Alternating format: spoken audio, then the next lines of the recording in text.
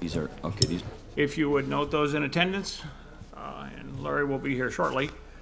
Our first order of business are the minutes of the February 27, 2019 committee meeting. Those have been sent out. Are there any additions or corrections or changes to those? Okay, hearing none, those will be approved by consent. First item is register of University of Iowa capital improvement business transactions. Rod, please. thank you, Regent Dakovich. Committee members, the University of Iowa has two projects this morning to present and request approval for. Both of these are UIHC projects, and both of them are description and budget approvals. The first of the two is the Roy J. Carver's fourth floor relocation of cardiovascular procedure recovery unit, CPRU. In this project, we are fixing a challenge operationally and for our patients. It's been the case for some time. Currently, cath lab patients are transported to a different tower and down one floor for recovery. This project, made possible by a Heart and Vascular Center project in 2017, makes space available for us to consolidate and bring the CPRU to the fourth floor of the Roy Carver Pavilion and add one new cath lab, which would give us a total of 6. There are floor plans in your packet of information. This consolidation is good for patients and good for operations and efficiency within the hospital. It is, again, a request for approval of the schematic design, project description, and budget. The budget amount, $11,069,000. This would be a project funded by University of Iowa Hospitals building usage funds. We are anticipating that bids would open at the end of the summer, and construction would be through September of 2019 through September 2020. The second project is project description and budget for UIHC Boyd Tower, 6th floor, install microbiology automation equipment. This is an equipment package, though the project does also have electrical, plumbing, and casework modifications and relocation to allow for this automation equipment. This will automate the workflow of specimen processing for the micro lab. The equipment, its primary purpose is identification and testing of bacteria from over 40 different body sources, so an important part of the diagnosis and treatment of patients with varying ailments on the University of Iowa Hospitals and Clinics campus. The project is $2.124, $2,124,275 project cost. University of Iowa Hospitals building usage funds will fund the project, and this would be a project that is a smaller scale in construction, and then primarily an equipment project with completion of construction yet this fall. Those are the two projects the University of Iowa has. I'll be glad to answer questions. Okay, thank you, Rod. Are there any questions or comments on those two projects? Okay, hearing none, we will recommend those to the full board. Thank you, Rod. Certainly. Register of University of Northern Iowa capital improvement business transactions. Michael Hager, please. The University of Northern Iowa has one project for consideration today. It's involving Norn Hall, which is our largest residence hall on the campus. This is actually a continuation, phase 2 of two-phase project. The first phase renovated about a third of the building. This phase will renovate the additional 2/3. Depending how bids come in, it might be broken down over 2A and 2B. But essentially it's a complete gut of the restrooms, upgrade the wireless system in the building, new doors, improving sound, general aesthetics in the building. After 50 years, it's due for an upgrade, and so this is a continuation of phase 1. The schematic design is in the materials you have before you. The budget is coming out of the resident system funds, about a $14.5 million budget. So we're requesting permission for budget approval and to proceed with construction. Any questions? Any questions on that project? Looking at the pictures, it sure looks like it needed improvement. So, hearing no questions or any comments, we will recommend that to the full board. Thank you, Michael. Is there any other business to come before the committee? Hearing none, we are adjourned. Thank you, everybody. Thank you for your time, Nancy.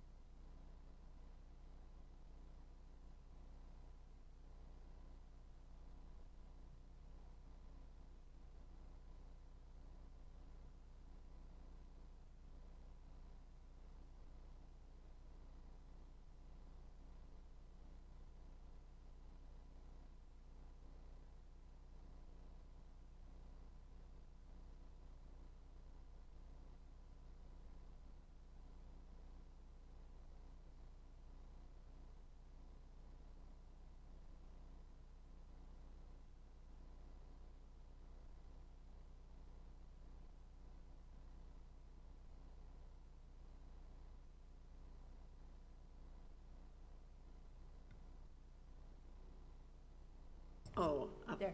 Call the meeting of the Academic Affairs Committee to order. The first order of business is the roll call. Regent Johnson, Present. Provost Curry, Present. Provost Wickard, Present. Provost Walpart, Present. and Chief Academic Officer Rachel Boone. Present. Regent Butker's present. We're all here. Good. Our first item then is the approval of the minutes from the February meeting. Does anyone have any changes? I move approval. Okay, is there a second? I'll go ahead and second. All those in favor? We have a, Aye. say aye. Aye. Opposed, nay. The ayes have it, the minutes are approved. Thank you. The first item of business then is we have a request for a program closure at the University of Iowa, and I'll ask Provost Curry to explain that. Great, and Provost Curry is going to have Associate Provost Keller explain it. I think it stops there. Yeah. Okay, great, thank you. I could say I'd pass it off to the Dean of the Graduate College, but that's me too, so. Thank you for your willingness to look at a request to terminate a program that we have in our College of Public Health. So, years ago, when the College of Public Health was formed, we sought approval and were approved for a whole consortium of degree programs in the college. And one of them was the current Master of Science in Community Behavioral Health, which we thought would be a robust program over time, but it has proven not to be the case. We've only had one graduate a few years ago. We haven't had very many admissions. We have come under the consideration that the MPH program, the Master of Public Health, is probably the more dominant master's degree program in the college. It's very robust enrollments there, and it's actually proven to be a degree program that has led to students then matriculating into the PhD program in a variety of different programs in the college. So the request before you is to terminate the program in the Master of Science in Community Behavioral Health. We have one student who's completing that degree. He'll complete the degree either the end of the spring semester or the summer semester, depending upon his progress on his master's thesis, but we expect him to be done this academic year. Great. Are there any questions or comments? I do have a quick Regent question. Not specifically in regards to this program, but programs in general, how often are they reviewed and looked at to see, is it still a viable program? Is it still something that is worth having? Sure. At the graduate level, we do it a couple different ways. In the public health, there's actually a third component. So we typically look at graduate programs and programs in general on campus every 5 to 7 years according to Regents policy. So depending upon the department and the college, that's the graduate piece of that is embedded in the whole departmental review. We also have very periodically, we've had them 2016, I think, was the last report on complete review of all of our PhD programs on campus. This is not a PhD program, but it gets embedded into that conversation. So that's reviewed there. And then, of course, the College of Public Health undergoes accreditation and its various accrediting bodies. And this comes up in that conversation as well. So it gets, graduate programs on campus get pretty thorough reviews. Great, thank you. Very episodically, yep. Great. Are there any other questions or comments? Seeing none, if there are no objections, then the Academic Affairs Committee will recommend approval of this request to close the Master of Science in Community and Behavioral Health. Great. Thank you. Thank you, Regent. At this time, Provost Curry will, I think, Provost Curry will present a request for a new bachelor's degree at the University of Iowa. So no one ever said I was bad at delegating, with good reason. Associate Provost for Undergraduate Education, Dr. Udenholman, is going to present this. Thank you. Well, thank you for your consideration of our request to develop a new undergraduate major in the College of Liberal Arts and Sciences, the BS in Sustainability Science. If approved, this is a highly interdisciplinary major, and it really looks at both natural and human systems, as well as the science of sustainability. The major really has an emphasis on a STEM-based quantitative analysis of complex problems with geographical information systems, GIS, statistics, and computer modeling being integral to the program. The major does require a research or internship experience, so the major will have many applied aspects, which will be very helpful, we believe, for that first career step. And students can do active research with faculty or an internship with industry or nonprofits, et cetera. Just for one example of that, for example, there are a number of faculty who do research with geographic information systems that includes cartographical and remote sensing. The university also has GIS software and hardware, among other things. And the really great part about this is students can get hands-on experiences with those technologies, and it really positions them well, for example, to have, to get a job then, in terms of, you know, GIS, being an intern, a GIS technician, which we feel is really very, you know, that's what we want, is career-ready students who can go out into the workforce. And the university is well positioned for this new major. We have a long history of expertise in this area. We have faculty. We house the Water Sustainability Initiative, the Iowa Flood Center, Iowa Informatics Initiative, the Iowa Initiative for Sustainable Communities. So there's really a lot that really helps support this. So I'm happy to answer any questions and appreciate your consideration of this request. Are there any questions or comments from anyone else on the committee? Okay, seeing none, if there are no objections, this committee will recommend approval of this request for the new Bachelor of Science in Sustainability Science. Thank you. Great, thank you. Sounds exciting to me, yeah. Next, Provost Walpart will now present a request for a new center at the University of Northern Iowa. Thank you for considering our request to approve the Additive Manufacturing Center. This is actually not new work we are going to be launching. It's been happening for about 5 years, housed in the UNI Metal Casting Center, which is a Regents-approved center, which was approved in 1989. And so we've nurtured this new center, the Additive Manufacturing Center, within the other center. They do have different revenue streams and different tasks. The Additive Manufacturing Center conducts research and technology transfer and assists businesses in the metal casting industry, and we actually are leaders in the nation in this work. But there is also a major educational component to the work that we do. So our undergraduate students in the Department of Technology and partnering with Hawkeye Community College students actually work in the Additive Manufacturing Center. Many of them get offered jobs before they are juniors and seniors, and we work very hard to keep them there so that they will graduate. The Additive Manufacturing Center, different from the Metal Casting Center, works with larger manufacturing industry and really has far greater capabilities using plastics, metal, and sand, and houses one of the largest 3D printers in the United States. So this is part of the reason for us to separate it out. We have lots of partnerships across the United States, including with the U.S. Air Force, the University of Wisconsin, Michigan, and both Iowa State and the University of Iowa. And the resources, all the personnel, the facilities, the equipment, the funding are in place and have been. We've been growing those over the last 5 years. So we have about $1.5 million to $3 million in state-level contracts on a regular basis. We do about $800,000 in fee for service. We have about $100,000 from the state, and then federal contracts, which range from $500,000 to $1 million a year. Great. Are there any questions or comments about this request?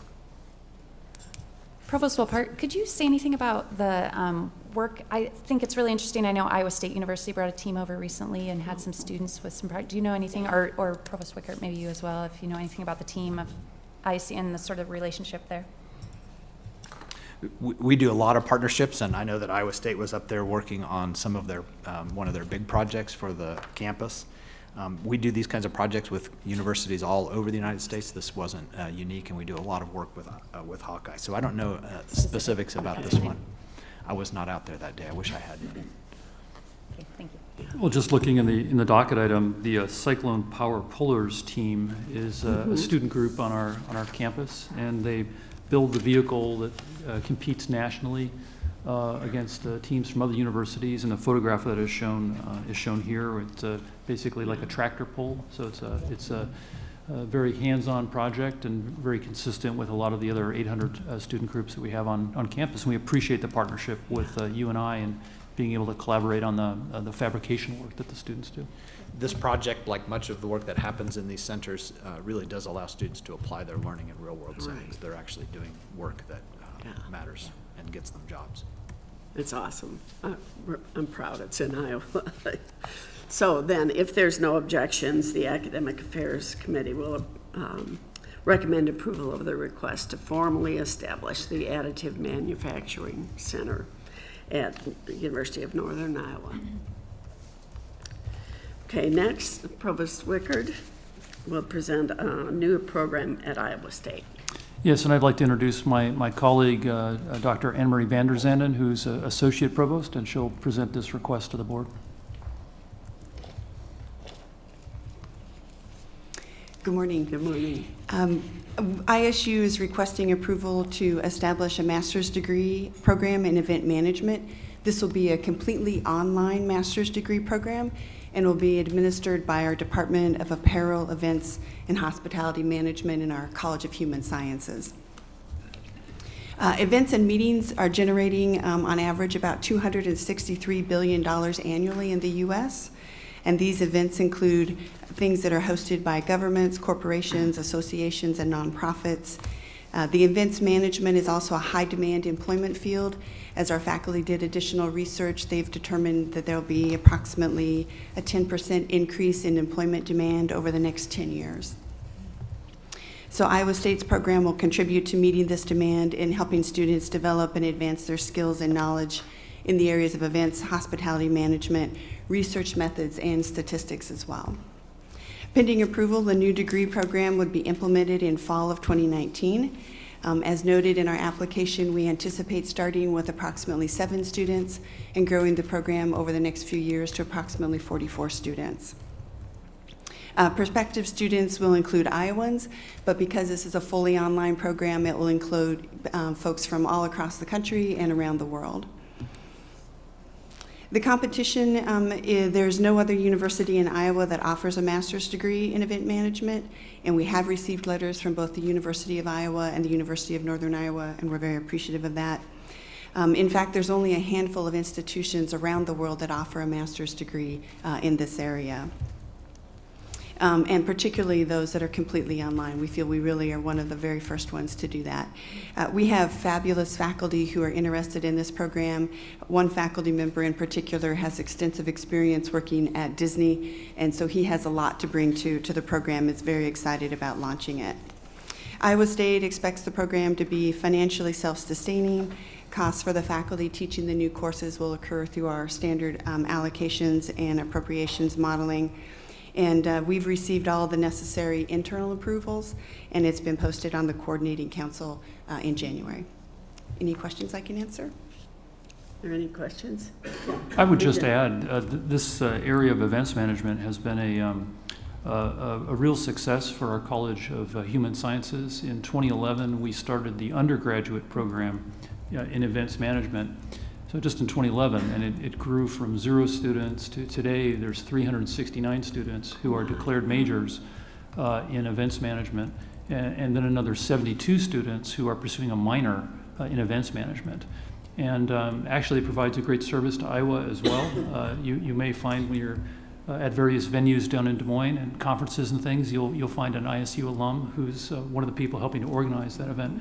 And there's quite a bit today, there's quite a bit of technology in this field, as well as a lot of issues in safety and security for events management. So we really feel that this is going to fill an important need. Great, it sounds like a terrific program. Regent Johnson, did you have a question? Just one brief question. Is this program designed for students that are like working full-time as well in the field of events management already? Because it's online, it certainly is something that people would be able to take while they're working full-time. We do anticipate that some of our recent graduates will want to continue on and earn the master's degree. There's not a requirement of anything like that, but certainly it would be a possibility. And I think that's part of the reason that the impetus was to put it into an online format, was to allow people to be able to get that additional certification and advanced degree. And then with the program being online fully, is there experiential learning or things that are required of the degree as well, that they plan events and because it is an online program, or is that not a piece of it right now, or? Well, because it's a graduate degree and a master's degree program, there will be some opportunity for the students to customize it based on the specific areas that they Great. want to focus. There'll be some core content, obviously, and then some opportunity to customize. Awesome, thank you. Great. Any other questions or comments from anyone? Sounds like a great program, thanks. If there's no other objections, then the Academic Affairs Committee will recommend approval of this request for the new Master of Science in Event Management degree at Iowa State. Thank you. Now, Dr. Rachel Boone will present us with the annual tenure report.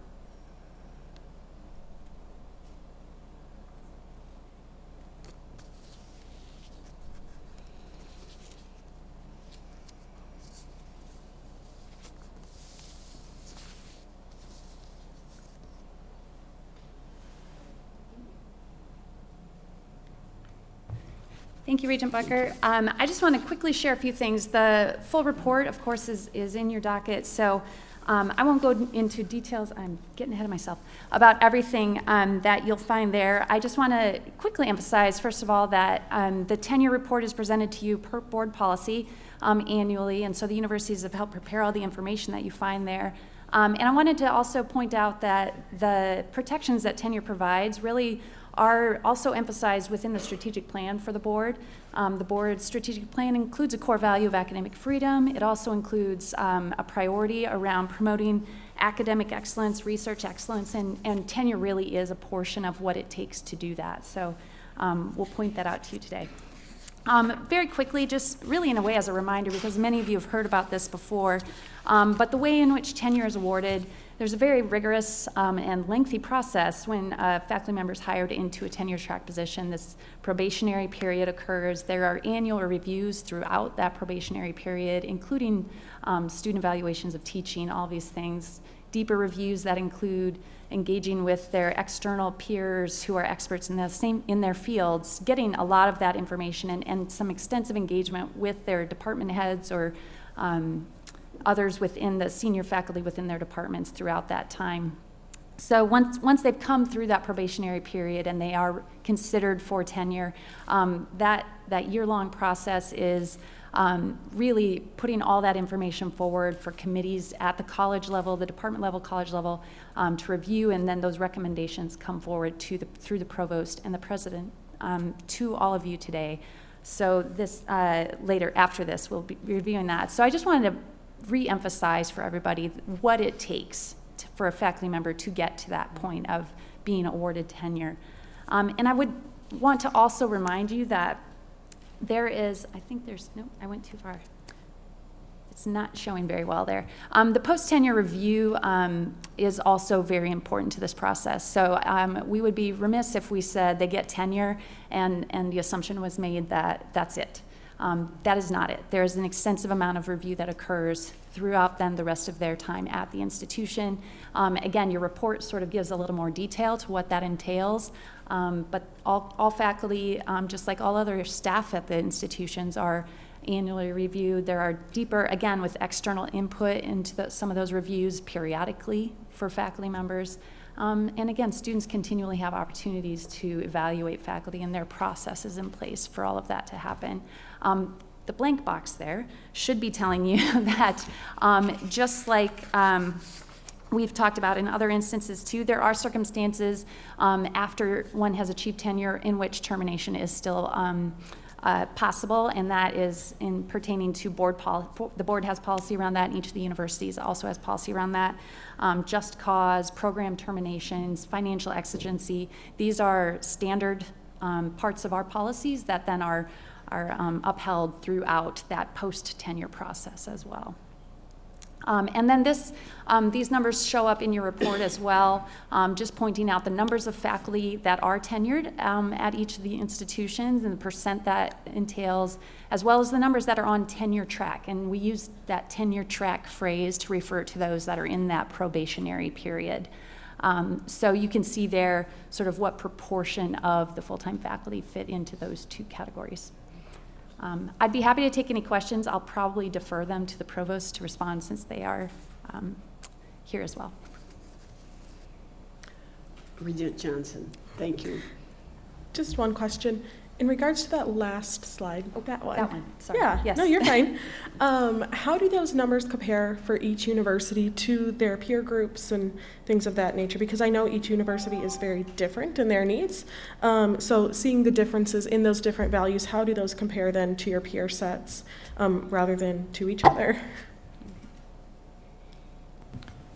At Iowa State University, our number is probably lower compared to our peer set, based on items such as student-faculty ratio.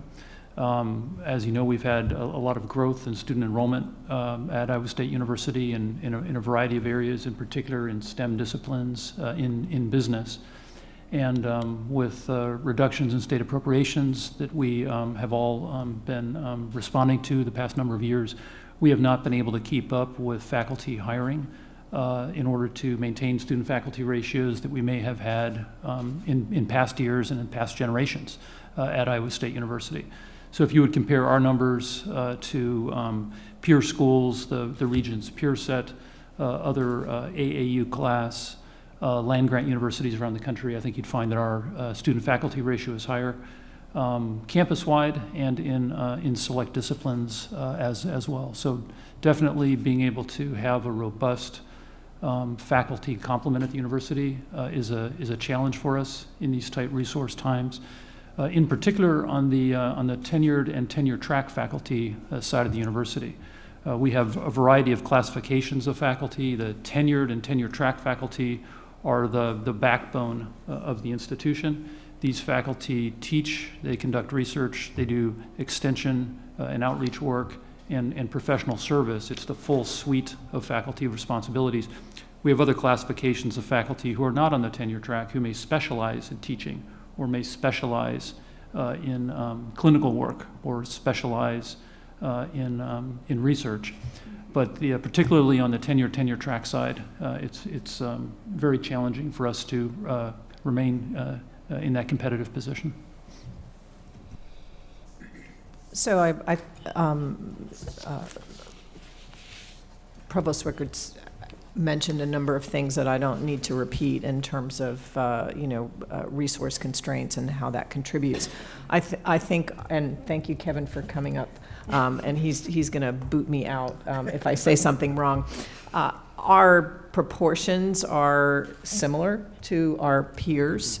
And as John mentioned, the denominator includes all of the clinicians in UIHC who are, by necessity, clinical faculty. They're not tenure track faculty. So the proportion is going to look lower because we have several hundred of those colleagues in our system.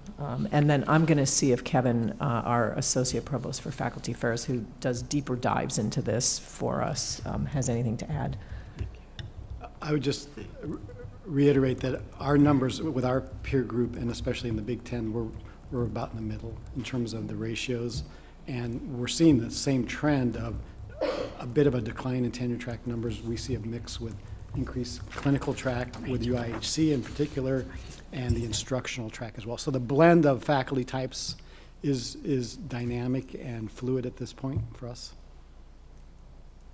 At the University of Northern Iowa, our numbers are also comparable, but again, as Provost Wickert suggested, our student-faculty ratio has suffered over the last several years, and that's a trend that is disturbing to all of us. No provost wants to be a provost on a campus without tenure track faculty. This is the backbone of what we do. These are the faculty who are committed and dedicated. They not only teach classes, but they mentor students outside of the class. They do undergraduate research with those students. They do a whole host of things that, because they are full-time on the campus, tenure track. In addition to that, they conduct a lot of research, which benefits the state in ways that we couldn't even begin to capture. Excellent, thank you so much. I think when you oftentimes just see those numbers and don't hear the whole story behind it, there is a different story to be heard. So I appreciate you all taking the time to explain that. Thank you. I just have one more question. From where do we generally hire our tenure track faculty? Nationally, we do national searches. From other universities? From other universities as well as our own. But the convention, and I think it's a good one, is that you go out and do a national search so that you have the, right mix of folks and expertise, and people bring new perspectives and research areas and teaching focuses to the campuses. And there's different entry points. So a faculty member may be hired on the tenure track at the assistant professor level. That individual may be coming straight out of graduate school or out of a postdoc or out of a year or two of experience at another institution. They're entering at that point. We also, all three of our institutions, hire more experienced faculty who come in maybe at the full professor level. In that case, it's recruiting a superstar away from another institution, and we all get involved in that. We try to hire top faculty at another university who are experienced thought leaders, who may have big research programs, who may have written influential textbooks, bring a star in that discipline to the university. That's a very important thing to do. We'll try to recruit those people, but of course they try to do the same thing to us. And then there's a other side of the coin, which is the issue of our ability to retain our top talent. We're businesses like your businesses and everybody else's business. We run based on the top talent of our faculty. So that recruiting and retention, very important parts of our day-to-day types of jobs. Some searches will be international in scope, and many times also, particularly in scientific disciplines, we may hire faculty who come out of a national lab, who come out of the USDA, who may have come out of a corporate research lab as well. And of course, that brings a very important vibrancy, to the university as well. I would say it's really important for us to be able to recruit nationally, and all three institutions do that. It adds the vibrancy and vitality to our campuses because we are bringing the best and newest ideas to our campus for our faculty, for student learning, and then also for the research. But I will say that has become increasing hard as we have not been able to keep up with salaries nationally. So our salaries have stagnated, and to a certain extent that makes it harder to attract that national talent. So, and some of those are already tenured at another institution, is that? We do occasionally hire a tenured faculty member, yes.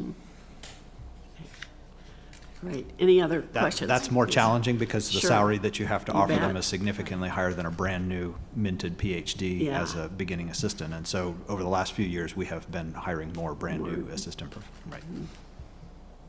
No, I was just going to ask, I know that you do tenure review, postdoc tenure review. Is that by peers? Is that by department? And is that information helpful to you to retain those people and to gain others? It's done by all of those. So we have internal peer review within the department. We have the department head and the dean that do a review. We also get external reviews for all of those folks on a pretty regular and constant basis.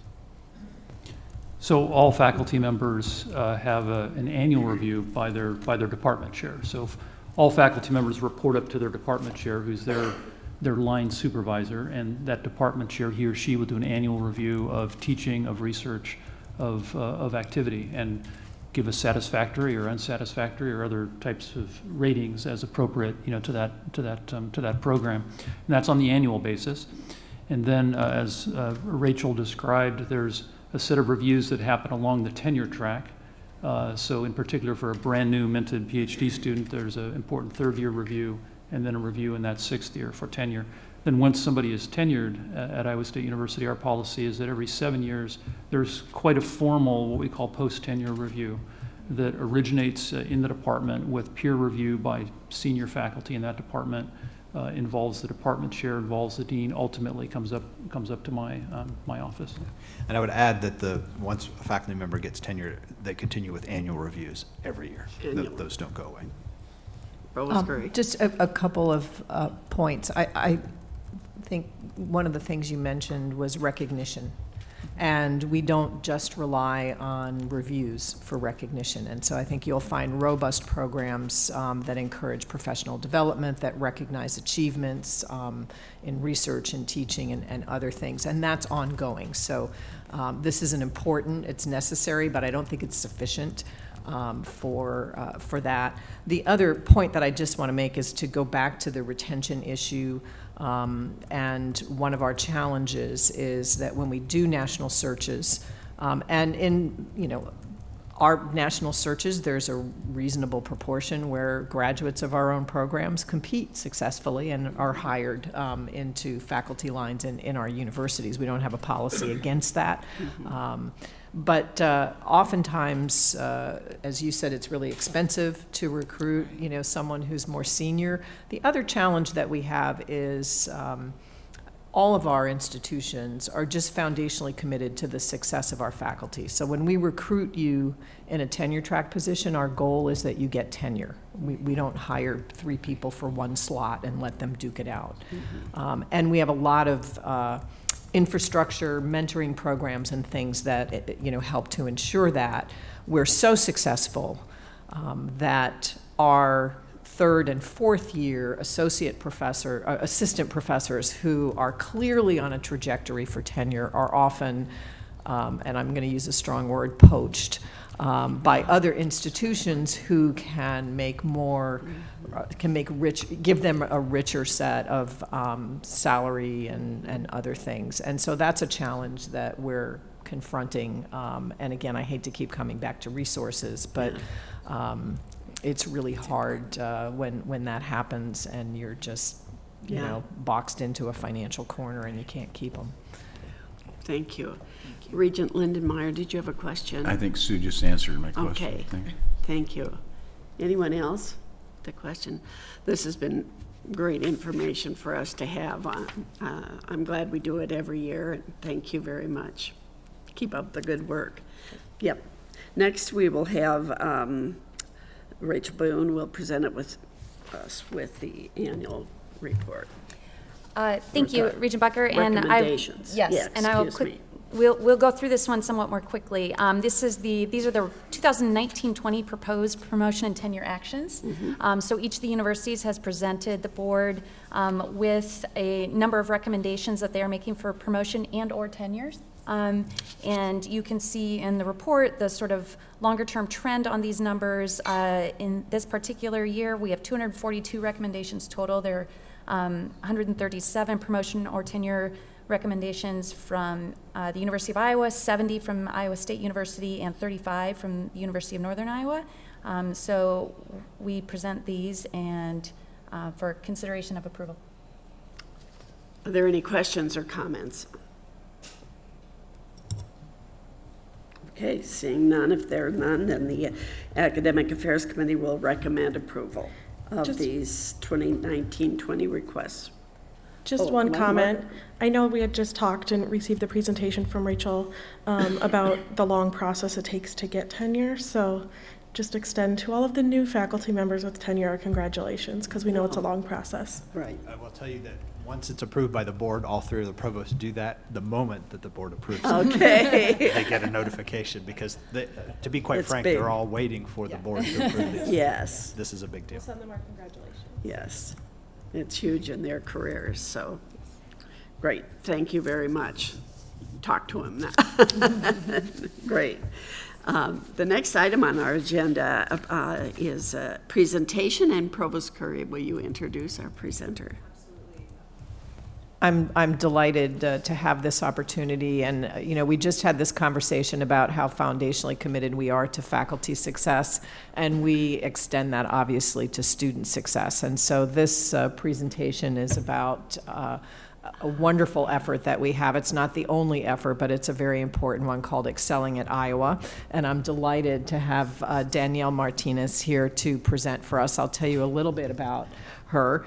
She serves as an associate director within academic support and retention, and she coordinates this Excelling at Iowa initiative at the University of Iowa. She coordinates campus-wide early intervention and student success initiatives, and she provides support, guidance, and mentorship to undergraduate students. So not just programmatic leadership, but also frontline with students. Danielle was recognized as one of the Center for Diversity and Enrichment's 2017 Distinguished Educator Award recipients. And this goes back to the concept of recognition that goes beyond annual review. Danielle's going to present on Excelling at Iowa. This is an innovative campus-wide initiative to increase student success by identifying struggling or at-risk students and then connecting them with available resources on campus. I'm delighted to say that in collaboration with the deans who agreed to take on some financial responsibilities that had been in the provost's office, we were able to launch a provost investment fund this year. It was a competitive process. We received a number of proposals and were able to fund just a handful, and one of them is an expansion of this initiative to include all undergraduate students on campus. It was able to focus on first-year students. So I just love this program, but I'm gonna shut up and let Danielle tell you about it. I'm really glad that you love the program. So thank you so much for having me today. I am getting over a spring cold, so I'll try not to cough through it, and I will also try not to get Provost Curry sick. But thank you so much for having me come in today. We are really excited about the future trajectory of Excelling at Iowa. I'll briefly talk through about what the project and what the initiative is, and then talk a little bit about the expansion that's part of that in Provost Investment Fund. So as mentioned before, my name's Danielle, and I work in academic support and retention. And although we coordinate this effort, it really is a campus-wide effort. We have about 500 staff and faculty users in about 30 departments, including all of our undergraduate colleges. So really the point of Excelling at Iowa is to provide a campus-wide student success platform that's used by our staff and faculty to help students succeed holistically through both data analysis and then coordinated outreach. So we're looking at things from a broad breadth, but also that individual student narrative.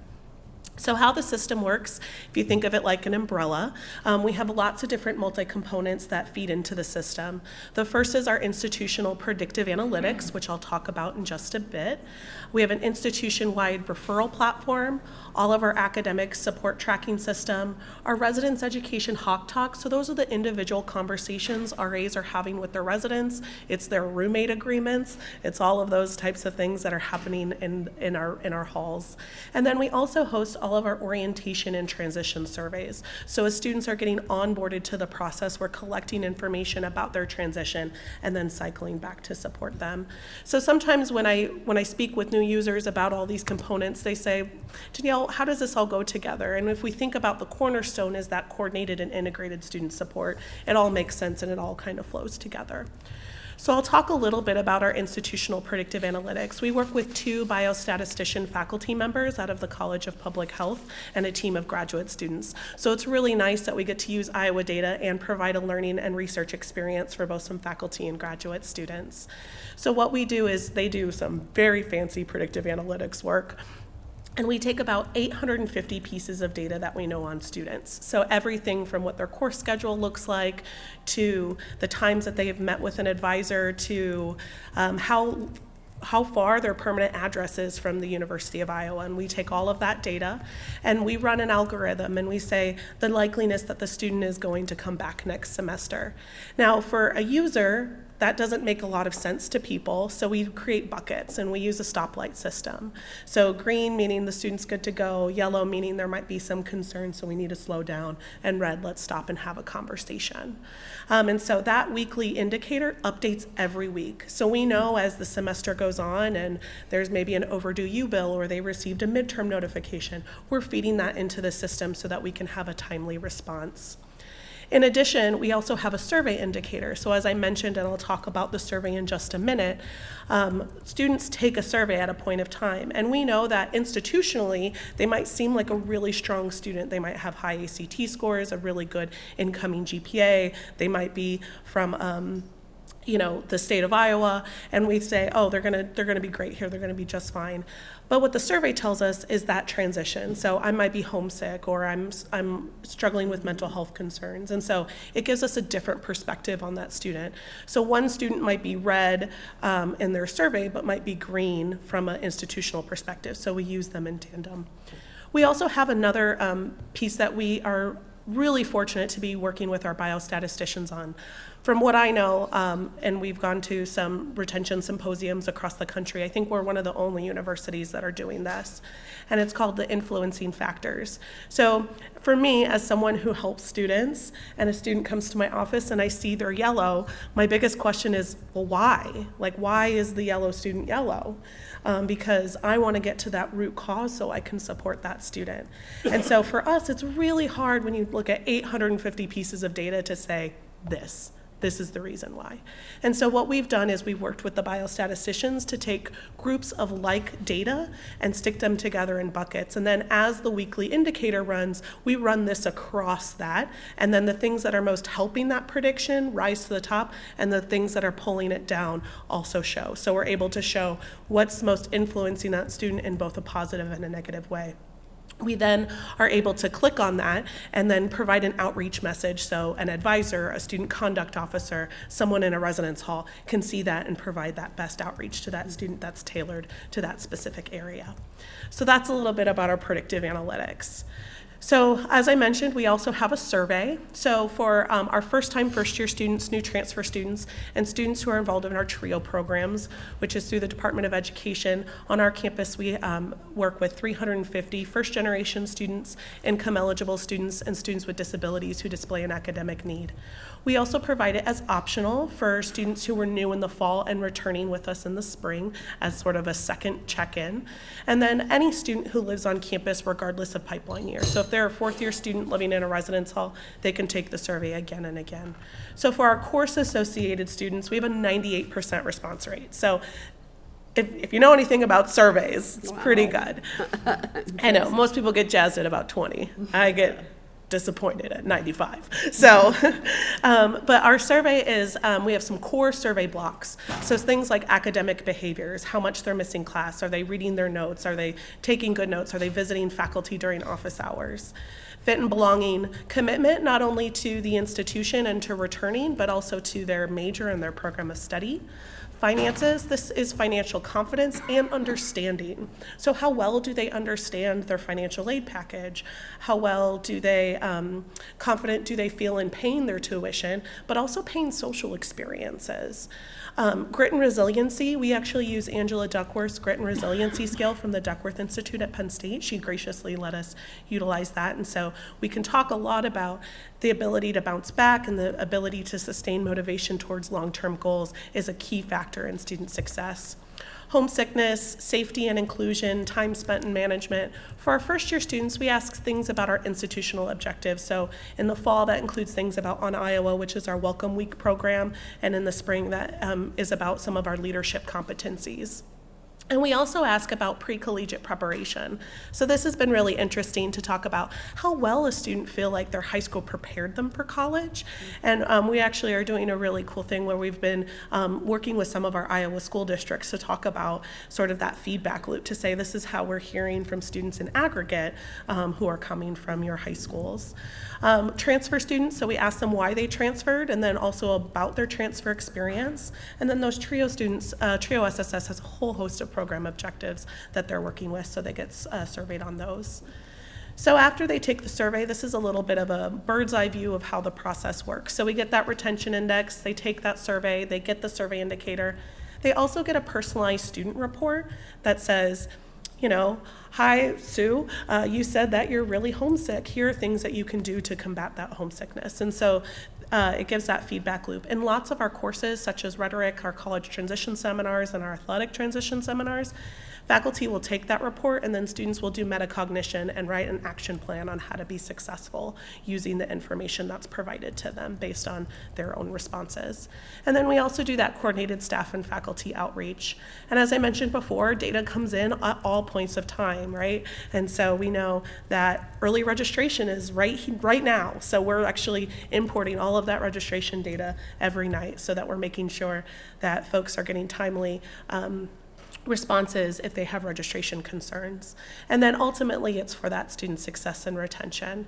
So as I mentioned, it's a really large coordinated effort. Every student is minimally connected to 2 folks on campus. We really want to broaden that network of support, especially that can feel a little overwhelming for some of our students at a large institution.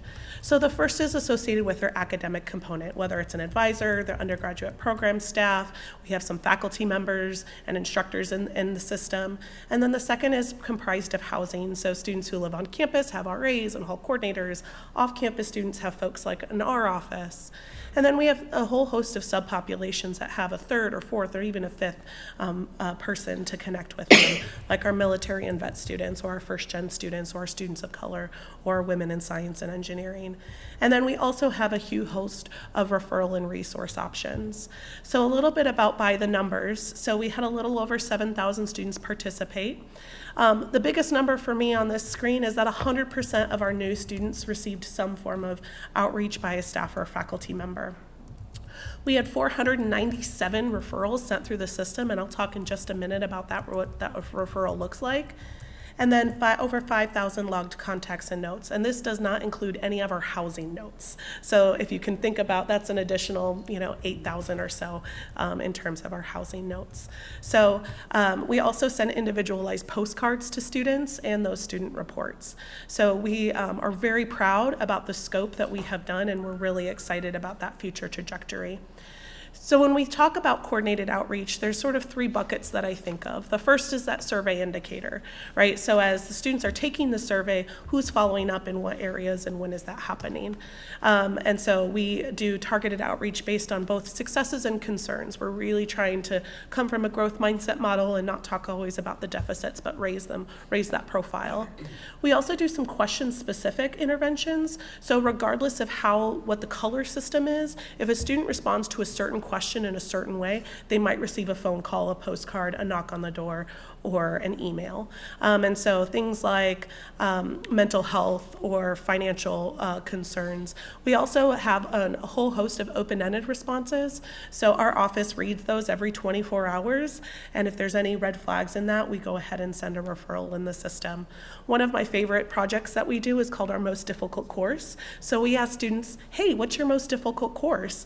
And they say, Gen Chem 1. That is our #1 response by our first-year students. And so they get a postcard in the mail that said, hi, you said that Gen Chem 1 was your most difficult course. Here are all the campus resources available for that course. And here's the things to think about when thinking about studying for a science-type course. We also then have our transition indicator. So that's based on that weekly retention index. And then we coordinate strategic interventions through different points. So not attending, midterm notifications, registration, some pre-finals, and then after grades come out. And so we also have that campus-wide referral platform, which is new for us this year. And based on the Provost Investment Fund, we're really able to scale this much greater. So what we have heard from a lot of our faculty users, as you all were talking about the tenure process, is that they're like, this is great, but it's only for a subpopulation of my students. I have a class and half of them are 2nd, 3rd, and 4th year students and half are 1st year students. So now that they can go and they can type a student's name, search it, last name, last name, university ID, HUC ID, email. We have a lot of search criteria that they could look at. And then they'll find a screen with a student information. And then there's a whole host of resources, because as a faculty member, I might not know that I need to talk to specifically a woman named Diana in family services if my student has a child and is having difficulty with childcare, but it's my job to know that. And so we now allow people to click on a screen sorry, the clicker's getting away from me, and to expand that and to say, here's all the resources available, so that they can send a direct resource, and then that resource will contact the student directly. So things like financial aid, our Dean of Students office, our Conversation Center, family services. And so it really just kind of helps bring that wide net even tighter. To give it in perspective, last year as the entirety was 300 campus-wide referrals. This fall semester alone, we saw 497. So I don't think that we're necessarily seeing an increase in issues, but we're seeing an increase in support usage, which is really fascinating for us to see. So we've had some campus-wide impact. We've made a lot of changes to our policies, programs, and processes based on the data that we receive and our predictive analytics. And so we're able to change things like messaging and orientation and on Iowa and those types of pieces. And then with our future trajectory, we're really looking at that student expansion. So based on the Provost Investment Fund and the money that we are receiving, we're really trying to scale this in really intentional ways to what does this look like in second years and third years and fourth plus years, and to really say, how do we create these strategic interventions? Because we know that first year students are really important, but how do we expand this in meaningful ways and reach the students at where they are in their targeted points in the pipeline? We also have our academic support tracking system and then our faculty network. So really what we're doing with the future trajectory is looking at some enhanced causation analytics, so that getting to that why, and then also providing some more aggregate data specifically for our faculty.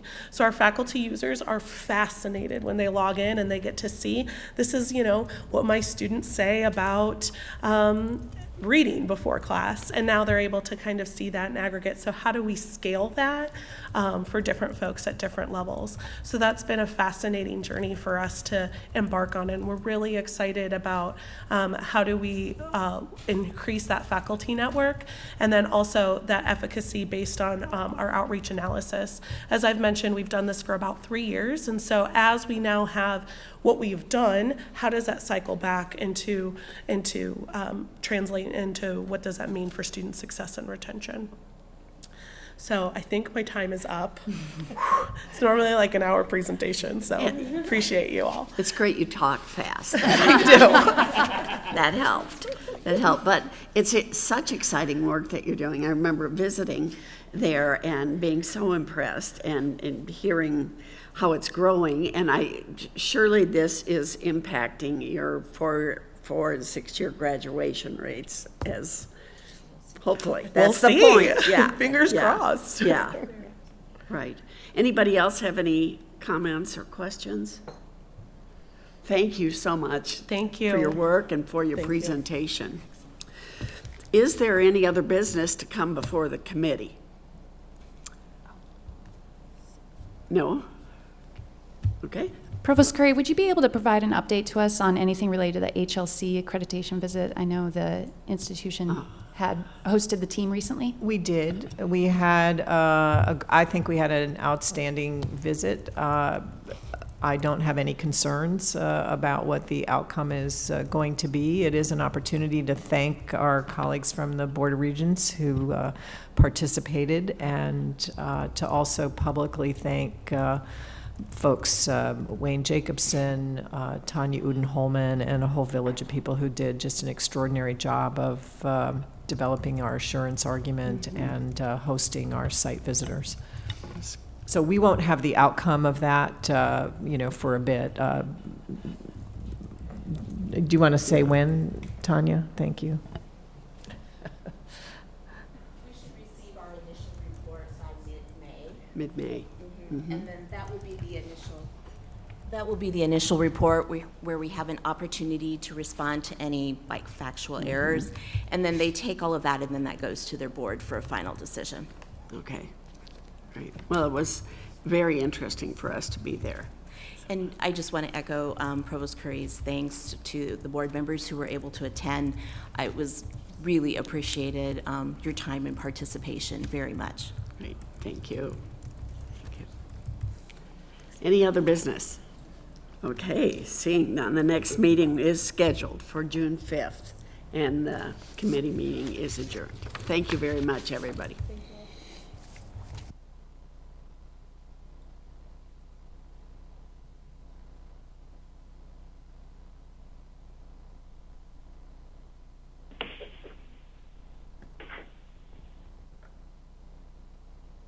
Okay.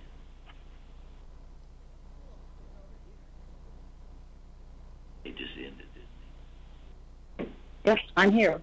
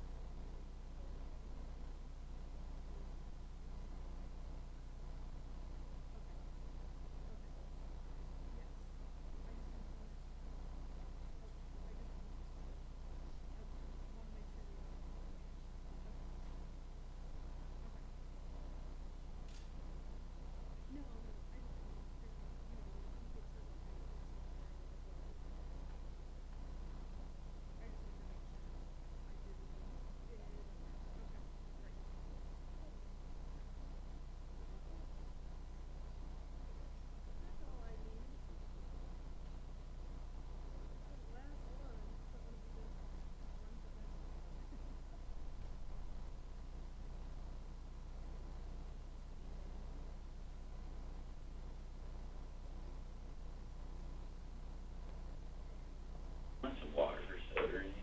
Oh, I'm good. Sure. I'm gonna take some water.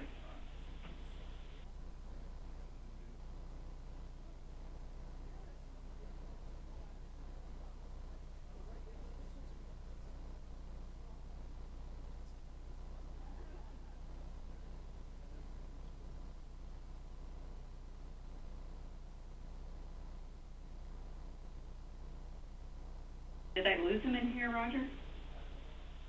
Okay.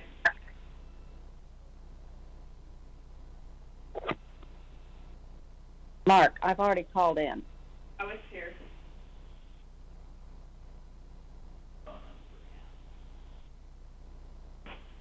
Because they can probably.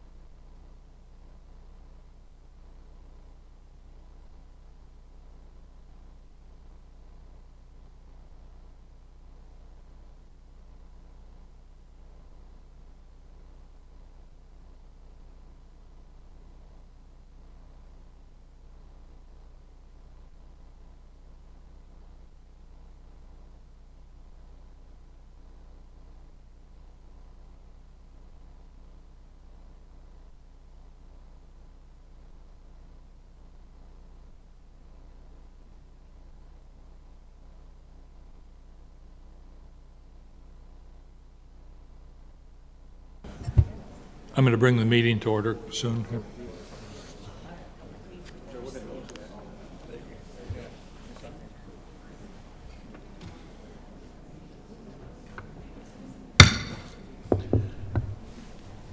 The meeting of the Board of Regents, State of Iowa for April 18, 2019 will come to order. I'll begin by calling the roll. Regent Bates. Present. Regent Butker. Present. Is Regent County on the phone? Yes, I am. Oh, Regent County. Regent Dakovich. Present. Regent Dunkel. Present. Regent Johnson. Present. Regent Lindemeyer. Present. Regent McKibben. I know Regent McKibben is here. He'll be here in a minute or two, but he's not here at this time. And Regent Richards is present. We have a quorum and the meeting can proceed. At this time, I'll turn the meeting over to Regent Dunkel, who will run the Audit and Compliance Committee meeting. Thank you, President Richards. Good morning. This will be the beginning of the Audit and Compliance Committee. And to begin with, our first order is item number 1, minutes of the February 27, 2019 Audit and Compliance Committee meeting. I hope everyone's had an opportunity to review them. Do you have any questions or corrections? Do I have a motion and a second? So moved. Second. Okay. We have a motion by Regent Johnson and a second by Regent Bates. Thank you. All those in favor, please say aye. Aye. All right, the minutes are approved. Well, this morning we have our auditor, Rob Sand, and we have Deputy Auditor of State, Marla Skoston, and we also have Ernie Rubin here, Director of State Finance Audit Division. So welcome, all three of you. And I'll turn the program now over to Rob. Thank you very much, Nancy. I appreciate that. We've just got a little bit to go through here today. By the way, I have to say, Nancy mentioned earlier on, this is the first time you're doing this in one day instead of two. That's great. It's efficient. So kudos to you if you can get it done in one instead of two. Most of what we have to talk about today is good news. There's not a lot to talk about, which is, when you're sitting in front of the audit committee, a good thing. If you look at agenda item 2, that's got the reports from fiscal year 18 that we'll go through. The Board of Regents staff has some good summaries for you there. And Marlis and Ernie and I had already met with Nancy and President Richards and the board office staff to go over it in a little bit more detail. But for our purposes right here, we're just going to highlight for you the statewide reports and then the separate reports on each university briefly, and then also the IT reports on Iowa State and UNI.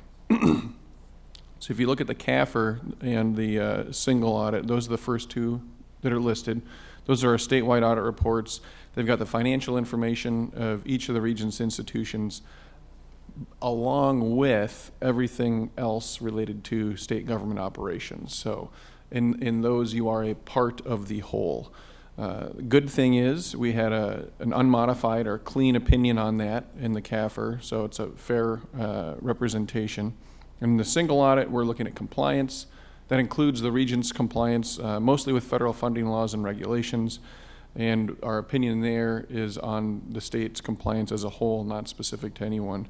For the Regents' purposes, we found no instances of non-compliance. So no problems there on the federal financial assistance. We did have a modified opinion, an issue in the report as a whole, but that was related to the material non-compliance of a different state agency. So not your issue there. The next three are the separate reports on each university. They've got the financial statements as well as the internal control letters. From your perspective, I think the important thing to know is everyone had a clean and unmodified opinion. So all fair representations of the financial statements. And there was nothing in the internal control reports that rose to the level of a material weakness. So that's good as well. As far as IT goes, we took a look at one piece of that at each university. We don't have any findings, so there's no reports there. At University of Iowa, we looked at purchasing and accounts payable. Iowa State, the Missouri bookstore system that the university bookstore uses, that'll be completed in fiscal year 19. And then at UNI, the e-business general ledger system. That's the completion of a review that we had started 2 fiscal years earlier. There's 4 other things that we need to mention here, mostly related to auditing regulations and GASB. First is GASB 75. So that was implemented. It is now effective in the new financial statements that you're looking at because it started with the fiscal year ending June 30 of 18. And what that is it adds a net position and a liability for OPEB, other post-employment benefits. So public employees who continue to have health care provided for the state, there's still some risk to the state in that, and so this is a regulation that expects that to be a part of the financial statements presented. So that's something that added a pretty significant liability for every university. For UNI, it was $24 million, Iowa State, $85, and for the University of Iowa, $140. The second is just a reminder about GASB 83. That's asset and retirement obligations. The GASB has done a couple of these previously regarding the closure and after the closure for landfills, as well as pollution remediation.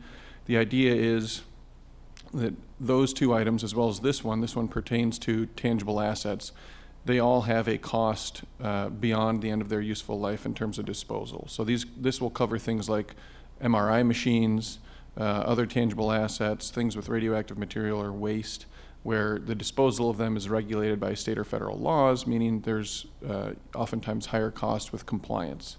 So GASB 83 expects that to get incorporated into the financial statements, and it's essentially amortized over the remaining useful life of the property to get you to the point where you're then actually taking care of the disposal.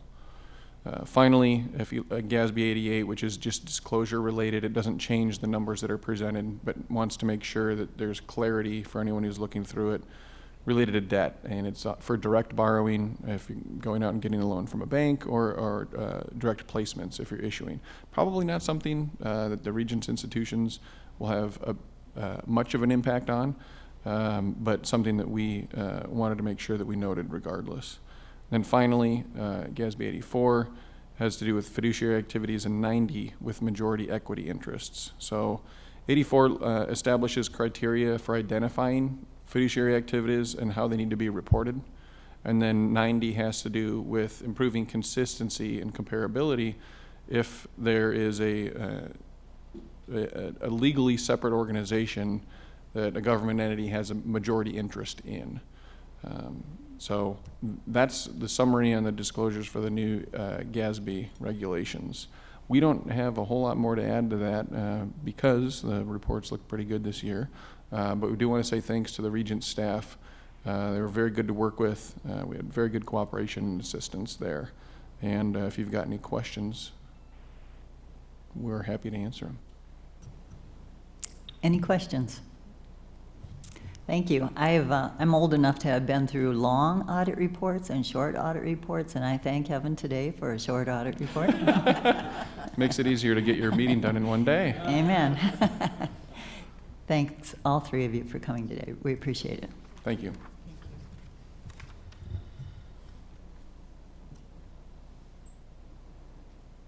And next, I'll recognize our Chief Audit Executive, Patrice Sayre, for a report on the internal audit reports presented this month.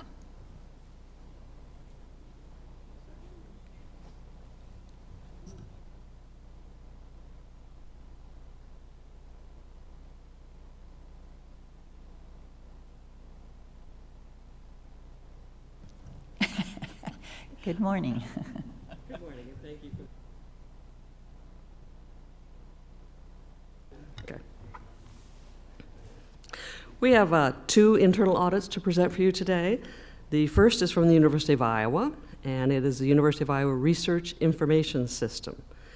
This is an internally developed application that collects data and reports on sponsored project applications and awards.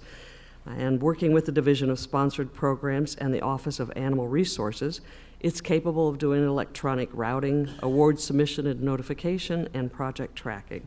It's very important, obviously, to the safeguarding of sensitive data that's vital to our mission. Among the purpose and scope, we want to report that the fieldwork testing confirmed that the University of Iowa Research Information System infrastructure is located in enterprise data centers, regularly scanned for vulnerabilities, and appropriate change management processes are in place. We do have two issues we'd like to bring to your attention. The first observation was that user access reviews were not being performed on a regular basis. Now, this ensures that access privileges are appropriate, in particular after initial access is granted. The manager is reviewing and making corrections and will develop a user report as well as improve the deprovisioning process to identify someone who should no longer have access to this system. They expect to be in compliance by May. The other issue is an application timeout. This is how long it takes to lock down a computer after a period of time has gone by with no activity. Generally, it's set at about 20 minutes on most computers. The computers in this division did not time out until almost 8 hours had passed. This gives an unauthorized user a greater opportunity to maybe access your research. This is also going to be fully corrected by May, so we're very pleased with that one. The second audit report for you today is from Iowa State University. It's the NCAA compliance audit, and this was looking at extra benefits. Again, this is looking for an opportunity to make sure you have adequate control for our student athletes and to look at whatever ticket or admissions benefits there might be. We found that most areas were in compliance, very happy with that.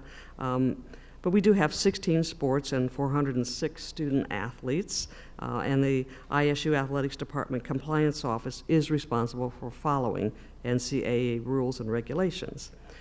This audit was to ensure that Iowa State had monitors in place to comply with those NCAA policies. We only have one issue. NCAA prohibits employees or representatives of athletes from providing student athletes with a loan of money, an automobile, or the use of an automobile. However, we found that 49 student athletes and 20 former student athletes had vehicles registered with the ISU parking division or had parking citations, but did not have that vehicle registered with the athletics department, the compliance area. New provisions are now in place, and they're educating student athletes on working in greater collaboration with the parking division. So again, very pleased with this audit. We do have 5 follow-up audits for the University of Iowa, 2 for Iowa State, and 1 for UNI if you have any questions on those. I'm very pleased to tell you that we have 2 new hires who happen to be in the audience with us today. This is their first attendance at a board meeting at the University of Iowa. We still have 1 position open there. We have 1 position open at Iowa State, and we have 1 position open at UNI. We hope to be able to keep our level of audits increasing now that we are getting more staff on board. I also want to report that as you look at follow-up reports, there is one marked red, which simply means it's beyond the time scope that we had expected to have dealt with. That is the Division of Student Life at the University of Iowa. And since the issuance of this report and today, we were able to close that audit. I'm very pleased to hear that. Really appreciate the follow-up efforts that were made by the Division of Student Life. The actual report will be coming to you in the June meeting. Happy to address any questions if you have. Anyone have any questions? Good. All right. Thank you very much. Thank you for your report. So next I'll recognize Roger Niemeyer from Niemeyer and Associates for a report on Iowa Public Radio, and they'll be on the phone with us. Roger? Yes, Roger Niemeyer. Can everyone hear me okay? We can, thank you.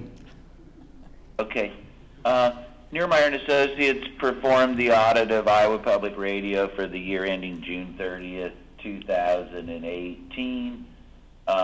We provided a audit report along with that, and our opinion was that the financial statements are fairly presented in all material aspects.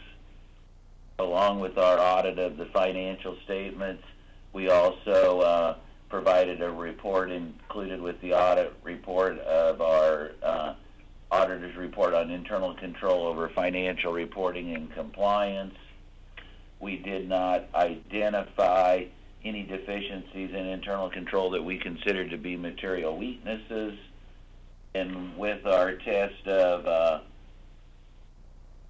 non-compliance, we disclosed, results identified no instances of non-compliance with our testing that's required under government auditing standards as they relate to the financial statements. Any questions on that? We performed the audit. We had no issues with Iowa Public Radio or the staff. We encountered no difficulties during our audit, and the Iowa Public Radio staff were professional and courteous to us during our work. Glad to hear that. Thank you. Are there any questions or comments for Roger? Thank you, Roger. No questions for you. Okay, thank you very much. Is there any other business to come before our committee? Well, hearing none, then I'd like to make a motion that the Audit and Compliance Committee recommend that the board receive the presentations today, which include the state audit reports, the internal audit reports, and the external audit report. So do I have a second, please? I'll go ahead and second. Thank you. Regent Johnson for the second. All in favor? Aye. Aye. Great. Aye. So this board is scheduled then to take action on this motion at the June board meeting. And having concluded that, the Audit and Compliance Committee meeting is now adjourned.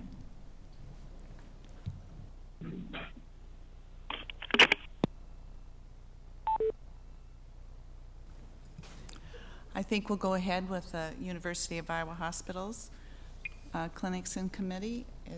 Are they here? They're coming. Good.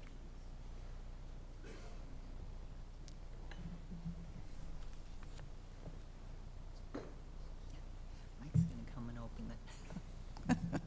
Here it comes. Hello. Okay, it's okay to go ahead.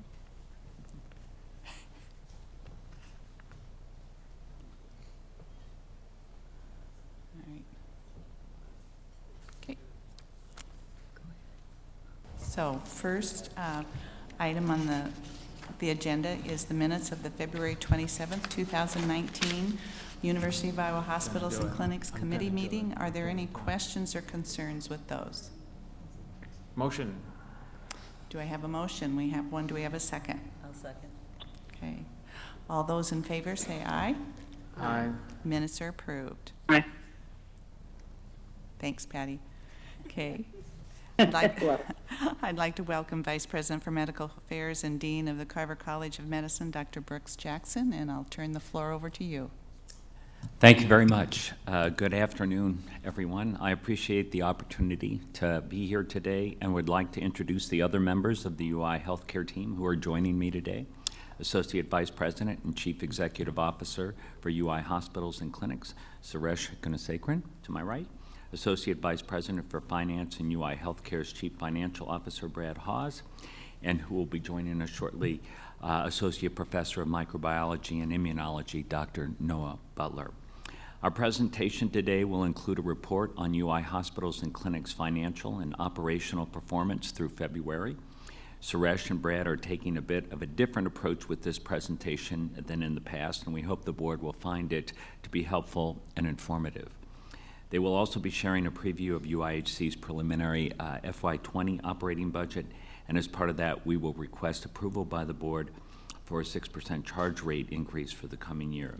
As you recall, this is a routine request to ensure our charge rates keep pace with annual healthcare inflation. Following the operational and financial report, we will have a short presentation by Dr. Butler, who I'll introduce in more detail in a bit, and whose research focuses on the fight against malaria, which remains a global health crisis with billions of people at risk for developing that disease each year. So to start, I'd like to share with the board a couple of items of note. Do we have the slides? Yeah, here we go. Last month was Match Day. We celebrated this day, which is very significant in the life of the Carver College of Medicine, which is when graduating students, they learn where they will begin their medical residencies. Among this year's class of 136 participating students, 41%, 59 graduates, chose primary care specialties, which include family medicine, 10%, internal medicine, 17%, obstetrics and gynecology, 2%, and pediatrics, 12%. The top specialties overall include internal medicine, pediatrics, family medicine, orthopedic surgery, and emergency medicine, as you can see on the slide. Among this year's graduates, 35% or 50 will remain in Iowa for their first year of postgraduate training, 33 or 23% of whom will train next year at UI hospitals and clinics. To note, the number of Carver College of Medicine medical students staying in Iowa for residency increased 52% over last year. This is significant because we know that the location of where people carry out their residencies is a predictor of where they are likely to practice, more so than where they go to medical school. And we are certainly pleased to have these graduates remain in the state of Iowa for their graduate medical education. Geographically, the most popular state after Iowa for first-year training was California, with 11 graduating students receiving their residency training there. Illinois will receive 10 graduates, and Wisconsin will receive 7. We are delighted by this success of all of our students and wish them all the best as they prepare to launch this important next phase of their careers. In other news, we are proud that the Carver College of Medicine has again been recognized as among the best graduate medical schools in the country by U.S. News and World Report. Significantly, our physician assistant program is #1 in the United States. This is a huge honor that reflects how our innovative curriculum and collaborative environment make a difference. It also speaks to the tremendous value we bring in preparing the next generation of healthcare providers for our state and nation. As I've said before, I believe rankings are important because students, faculty, even donors consider them important, and so they impact our ability to recruit and retain the best and the brightest. When we compare our rankings to last year to this year, our rankings slipped a little bit. It is important to note that some of this can be attributed to the change in the U.S. News methodology. For example, in the research rankings, additional weighting was given to research activity and specifically to total NIH funding as opposed to total research funding, which we had a significant advantage in other research funding. And when they eliminated that, it was just on the NIH, and that was the thing that made the difference. But overall, you can see that our metrics, both in research rankings and in the primary care rankings, are very generally favorable compared to the previous year in most categories. You can see that whether it's the acceptance rate, the average MCAT, the peer review by residency directors, our NIH funding was up 23%. Our faculty to student ratio were all better. The only thing that slipped was the average GPA of the students went from 3.8 to 3.77, which isn't a whole lot. But that metric weighting change on that NIH did make a difference there. But given all those metrics, we really did pretty well. So we will remain focused on these areas with an eye towards continuous improvement and a relentless commitment to excellence. With that, I'd now like to turn things over to Suresh and Brad for their presentation on UI hospitals and clinics operating and financial performance and preliminary FY20 budget. Thank you.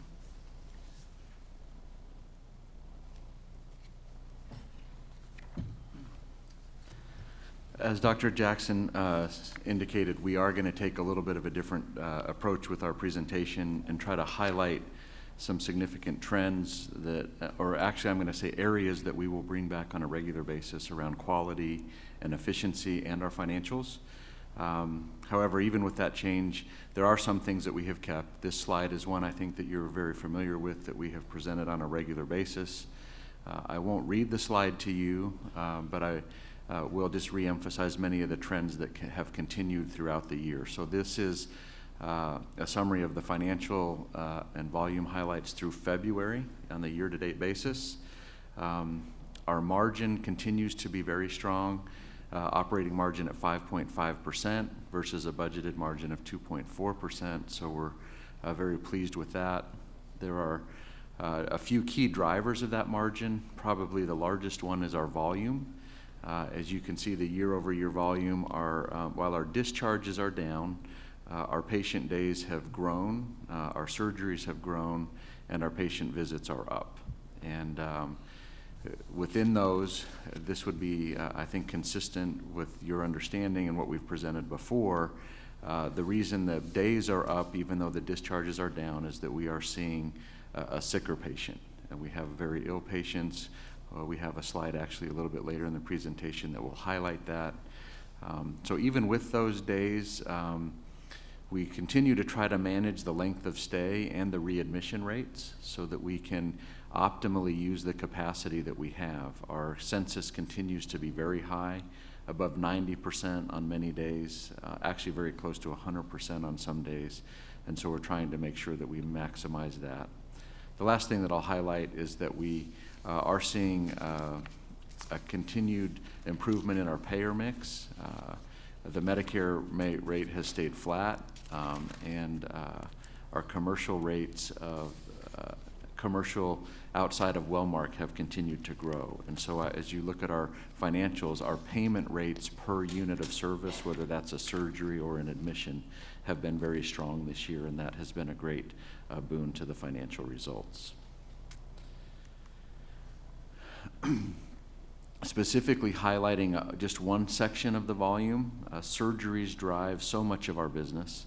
And you can see here 17, 18, and 19, there's just strong continued growth in many of the service lines that we have. Orthopedics is one that we have talked to you about repeatedly, and not only the need for increased capacity, but also upgraded facilities. But you can see our orthopedic volumes are up 9% year over year.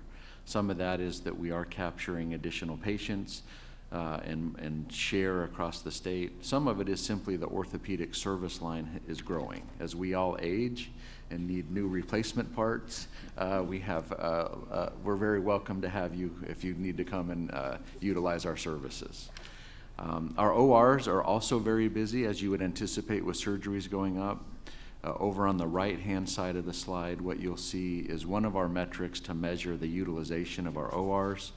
There are many ways to look at this.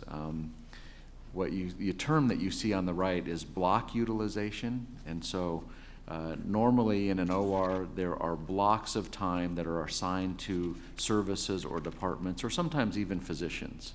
And what you want to make sure as a manager is that those blocks are used, or they should be then reassigned. If they're not, they should be reassigned to somebody else. What you also see here is the difference between the main ORs, the ASC, which is the ambulatory surgical center, or the children's hospital blocks, and the different rates in those. The main ORs are where the most complicated cases happen. We want to make sure that we're using the main ORs for the complicated cases. There's a constant effort to make sure that if it's less complex, that we move those into the ambulatory environment so we create that capacity. And so you can see the relative utilization rates. I will tell you, in my experience, anything over 80, 85% becomes very difficult to manage because it takes away your flexibility. And so as we approach that high number in the main OR, some people talk about the gears start to grind a little bit, and it becomes difficult to manage that operation. And so we're very mindful of this. The surgeons, as you might anticipate, are also very mindful of this, and it's a continued area of focus as we look at our operation. But in aggregate, very positive trends in our surgical specialties, and we're very pleased with those results. Suresh is now going to take the next couple sections, and I think these, as I mentioned, are sections that we plan on highlighting on a regular basis. Regent Bates, committee, it's a pleasure to be with you today. I think each time that we come, I think that it's important to give you perspective from the driver's seat of some of the challenges that we are facing and how we're trying to address them in many different ways. And so this section on commitment to efficiency is a recognition that every single time we're going to talk to you about what we're doing to make the most out of our resources that we have, and how we think differently outside the box to do this, because frankly we are full. And what that means is that when we are full, Dr. Jackson, when I took this job, challenged me to focus on efficiency. That as much as we've been entrusted with resources, we always need to challenge ourselves to figure out more efficient ways to look at it. So to conclude the thought that Brad started, yesterday we were working with a team of surgeons in orthopedics that were aggressively looking at how to operate more into the evening and more on weekends. The very specific plan was there isn't much more that we can get done from 9 to 4, so what are we going to do to operate till 8 p.m. In the ambulatory environment? What could we do to start operating on Saturdays? Those are the kinds of things that our faculty did not sign up for. When you sign up for a faculty job, usually it isn't how do I explain to my spouse that I'll be operating till 8 in the evening or once every Saturday, but this is what the community is demanding that we do. We continue to have, what we didn't show on that slide, we continue to have wait times after someone comes to see us to get their surgery done. That is 2, 3, 4 weeks. And when you're experiencing this pain and you've received this diagnosis and you know that you need surgery, those weeks matter. And so our obligation to Iowans is to make sure that we can do that. And so I want to make sure that you understand that at a future time we'll be bringing back to you, even on the ORs, what we are doing to promote that efficiency. But the one that we had prepared for you today is our emergency room. The reality is that we are fighting a war in our emergency room for the high level of demand from Iowans to access care here. And each time we think we win a battle, it reorganizes. You've heard some of the successes we've had around the crisis stabilization unit to provide services for our behavioral health patients. Today I want to highlight to you how we're creating more options for our community so that they don't always have to access our emergency room. And so really we have 3 components of our strategy. One is quick care. Quick care is something that you can go to the UI website.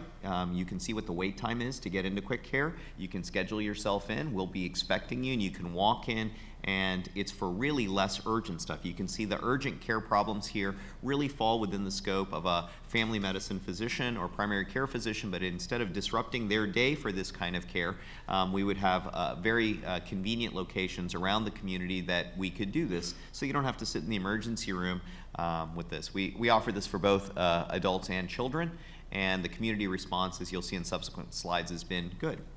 Probably the next area that we need to look at, and we have one site set up like this, is the intermediate ground between a quick care and an emergency room, which is for more complex conditions. Specifically, you can see what we're crossing into is potential broken bones, sprains, weekend warrior type activities, or like me, I'm trying to sell my house in Dallas, and my wife has a very long list. I have barely avoided urgent care because I'm not qualified. But this is an area that we're increasingly investing in. However, this is where we need to offer more than a quick care in terms of needing X-ray and imaging in the site. We need the ability to be able to offer our community IV fluids and some of this that requires greater skill specialization. And again, because there aren't too many of those options in the community, people end up in our emergency room. So we're looking at taking space that we have today and outfitting it for greater capabilities to try to meet these needs outside of the emergency room. Of course, we have the emergency room, and we continue to look at ways to configure it in a manner to promote efficiency. So let's take a look at the data. What you see here is, as a result of our urgent care, we see a much greater mix of less acute patients going to those other settings and embracing them. And that in certain instances, in certain periods, you can see that even the utilization of our emergency room went down. And so that's highlighted here over 3 years. The key piece being the private vehicle walk-in. that would traditionally come to our emergency room is coming other places. Our business is also changing. As you see our volume go up, a lot of these patients are coming to our emergency room because they receive complex specialty care at UI Healthcare. So even when they have a common illness, it could be a side effect of a cancer we treated, a complex surgery we provided. So this is an option that we need to provide the community, and we're trying to step up and do it. This is the slide where I would like it to, the graphs are supposed to be going down all the way through. That's when Brooks would give me a good performance evaluation. So right now, I'm halfway there. The challenge is that as we take on these options, the two major drivers of our waiting room time getting better, getting lower, were the opening of the CSU, the Crisis Stabilization Unit, which is our behavioral urgent option, and then the opening of the urgent care and quick cares. In the end, the illness mix of the patients has gone down, has gone up in our emergency room, but the demand continues to be high. And I am regularly dealing with patient complaints on a weekly basis associated with waits in the emergency room, because we have so many very, very ill patients in the emergency room that legitimate patients that need to be seen in an emergency setting are having extended wait times. During the winter, we had challenges around having enough beds to put patients in. Now we have demand issues even over just general emergency care. So we will continue to monitor this. I think that part of what we will look at is to convert more locations into urgent care type models, that middle model, and we will hopefully over the next year present you some of those ideas. Again, to be prudent with resources, we want to make sure to not get ahead of ourselves. Make sure that there is the demand, that patients really will embrace the geographic location before we do it. One of the things I would also ask in this presentation is that if there are any questions, I would pause to let you ask them, because we cover so many different topics. I'm just going to pause here. Okay. Are there questions? Regent Johnson? I just had one quick question. In regards to the three different types of model, the quick care, the urgent care, and the emergency room, is there community education being done as well to tell those people that you have a sore throat, you don't necessarily need to go to the emergency room? And how are you engaging the community and learning which location is right for their needs at that time? The answer is yes, we're doing it, but I think we could do a lot better, because I think we've only recently had these options. At the time of folks, folks coming to the emergency room, we're pretty good, and when they get discharged from the emergency room, we're pretty good. Where we could do better is educating our general patient population. So, several hundreds of thousands of patients come every year for outpatient and inpatient care, and I don't think we do as well a job as we could explaining to them their options. At the time of their urgent need, we do, and especially when we're experiencing high wait times, that's something that we look at. One of the things that Dr. Jackson mentioned to me that we could also highlight around this arena is that we continue to look at meeting the needs of our behavioral health patients in the emergency room setting, and we are working on more dedicated resources that are focused on our psychiatric need patients. If I had a graph for this too would show a disproportionate demand. Even though our crisis stabilization unit has been at high utilization throughout this entire period that we've opened it, we could easily fill a 50% expansion of that same crisis stabilization unit. We're also looking at what kind of resources we could apply for pediatric and adolescent patients in the crisis stabilization area as well. I don't know if you wanted to comment, Dr. Jackson. You can see the graph, though, how it really has made a difference, significant difference with that boarding time. Thank you. So one of the other sections that we wanted to highlight every time that we're with you is our commitment to quality. And each time I'm going to pick a topic, and I want to openly disclose this. Again, based on Dr. Jackson's charge of continuously focusing on excellence, part of what I'm going to highlight to you every time is the areas that we're working on to improve quality. There are so many quality metrics that we are very top-notch at, but I believe it's really important to have a relationship with the board where we're talking to you about the things that we're really working on. And so it's in that spirit that what you will see is in our commitment to quality section, these are the areas where we could do better.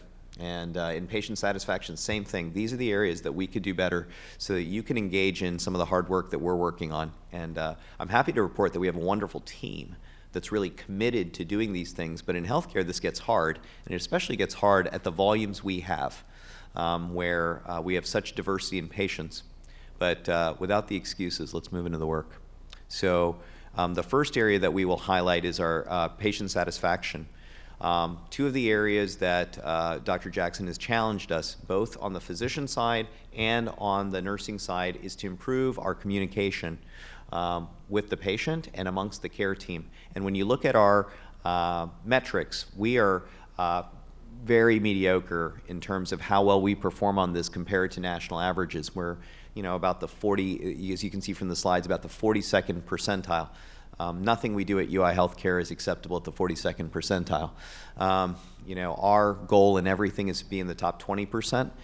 So we are far away from where we need to be. However, as you can see, in the last couple of quarters, we really created interdisciplinary teams that started focusing on this. And what this story starts to say is that with focus and care team support, we can make a difference in these metrics.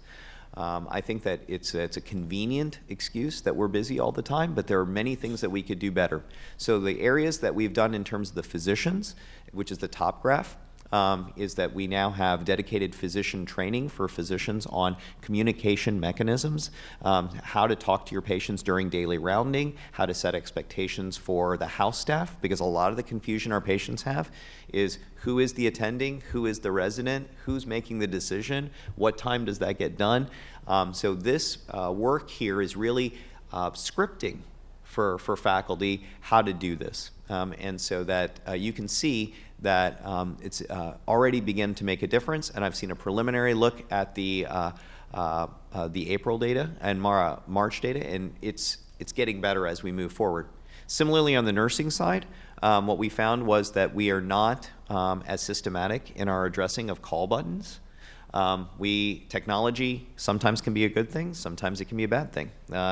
The good things is we've really been able to improve our responsiveness. So when there is a call button, we immediately hear about it wherever the nurse is. The bad news is the nurse can respond to the button without walking into the room. He or she can talk back into the room through technology. And what we found was it's a big difference. If immediately you want to find out why the button's going off, it's great to ask into the room, Regent Bates, what is the problem? And say, this thing, my IV pump is beeping. But the more important thing is to come see it yourself. And so some of this is getting back to basics. But what I will say is that when we have so many different kinds of patients with so many different kinds of needs on the same unit, this makes the challenge more difficult. And it's why we have to build processes and systems with reminders.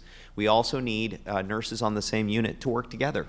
And so that's a kind of collaboration where if one room's nurse can't do it, another room's nurse can do it. And I'm happy to report our nursing leadership has been very engaged in this.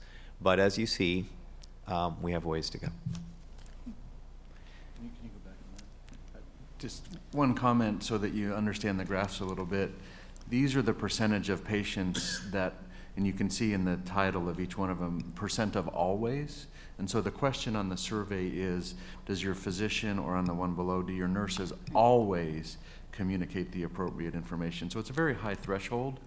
So I don't want to make excuses because we are nationally at the 45th percentile, so not at the average, but it's also useful to see that 75 or 80% of our patients do say that they're always given the appropriate information. This information tends to be very tightly grouped, and so small improvements move the percentile a significant amount as we look forward. Regent Duncan. So does it make a difference if they complete the survey right away, or if it's a month later? Or where do you catch them to do the survey? As they're walking out the door? It is mailed to their home. They also have an opportunity, if they've signed up with an email, to do that as well. One of the things that we found was that the way that we designed our survey, because we were We're an academic place. We're very data-oriented. We want to know why we didn't do a great job. Our survey, there are a lot of optional questions that you can add to the survey to further find out what we did. One of the things we found is we probably added too many questions, which caused the number of responses we get to be less. And so we've now redesigned the survey, streamlined it, made it a little shorter. We're hoping that we get more feedback. So that's the goal.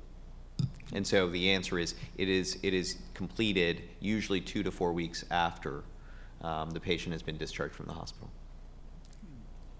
Seems like it would kind of be top of mind, you know, as they're walking out the door, that they would be.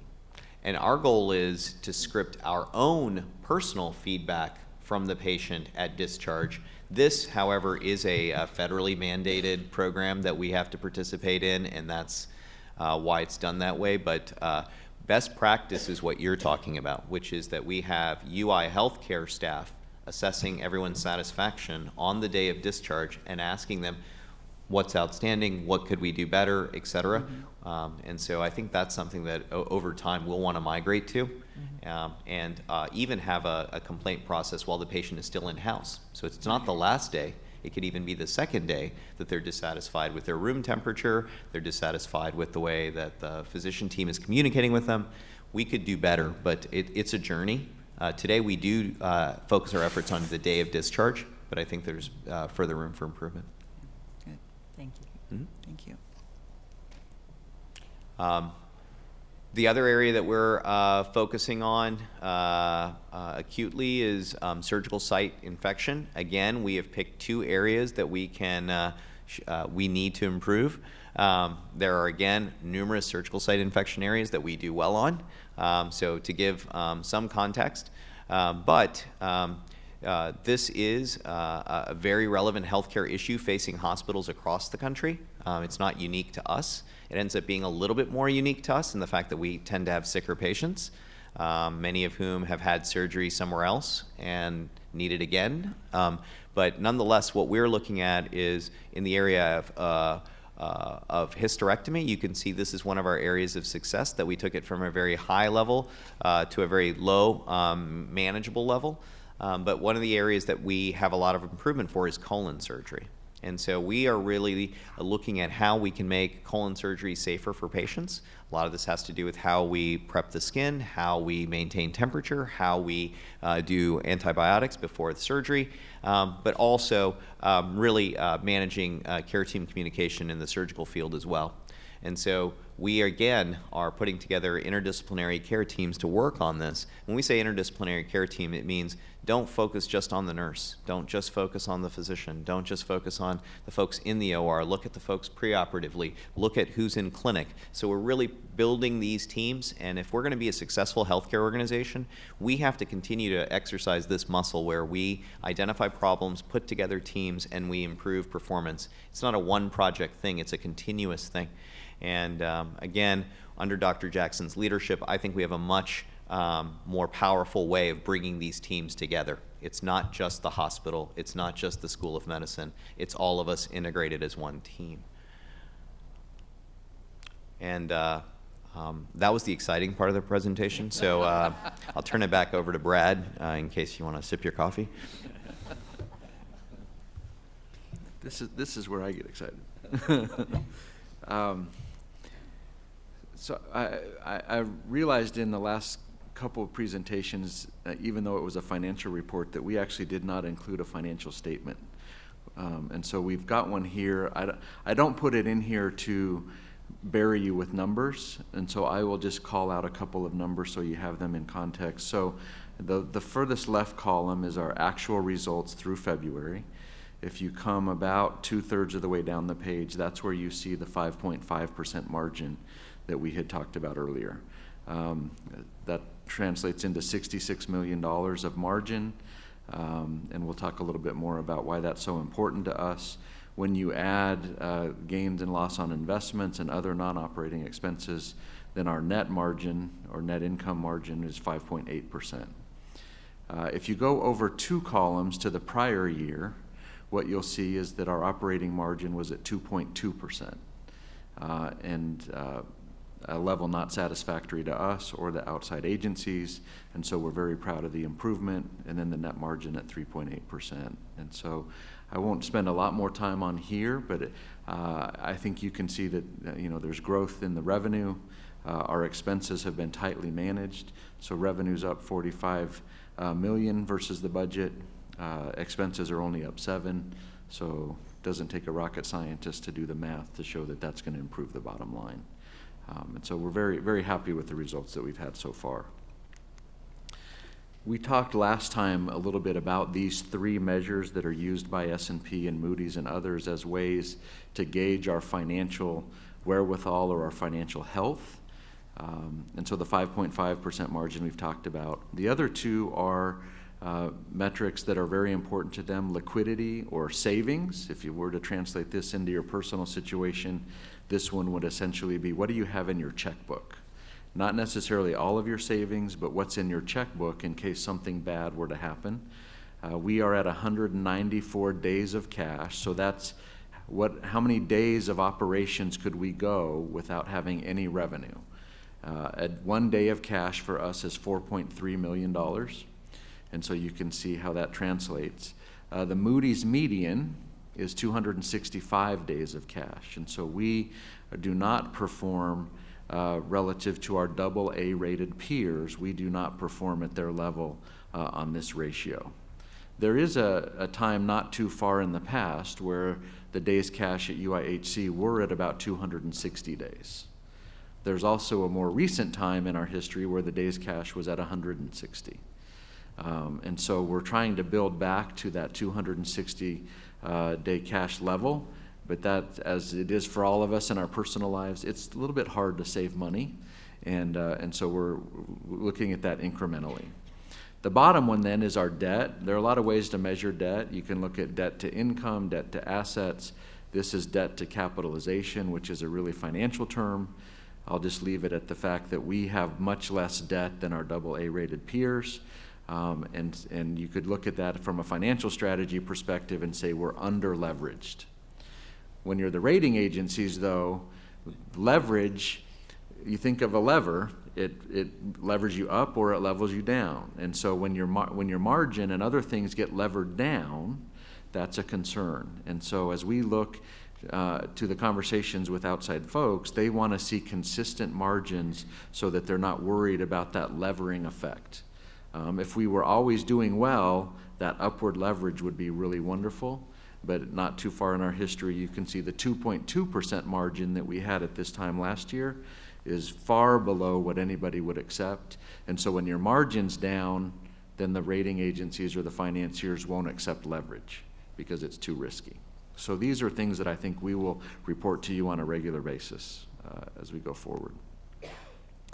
So we get a question quite frequently, why do we need a margin? Why can't we operate our institution at a 0% margin? The number of 66 million or 100 million on an annual basis in some circles is a staggering number. And so we want to be able to kind of walk you through this process and why this is important and what it means to us as we move forward. So I think that what we want to do is set a broader context to how we operate UIHC, and specifically, there are healthcare trends that we have to look at. One is that every year the cost inflation exceeds our price inflation, which means to see patients, whether the payer is a government payer or a commercial payer, we get certain increases associated with CPI, which is a number. The annual inflationary increase averages out to a number close to 0 or 1, or in a really good year, 2%. Whereas the cost inflation, whether it is labor for our employees, drugs, equipment in the medical industry, far surpasses 1 to 2%.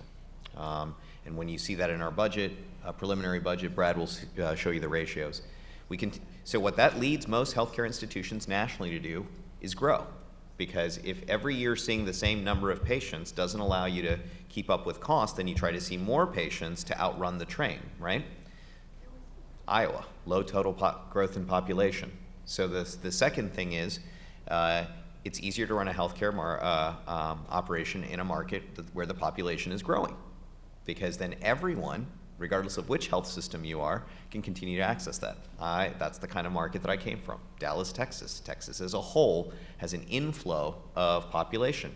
So even though we might have some of the same inflationary issues, we have a greater growth. But even though our overall state growth isn't robust, we still have to focus on growth. But the cumulative effect, and Dr. Jackson talks about this a lot internally, today it's my turn to talk about it externally, is that financially what it means is that if we were to finish this year with a $70 to $100 million margin, that when the clock turns to the following fiscal year, we will have 50 to 70 million less.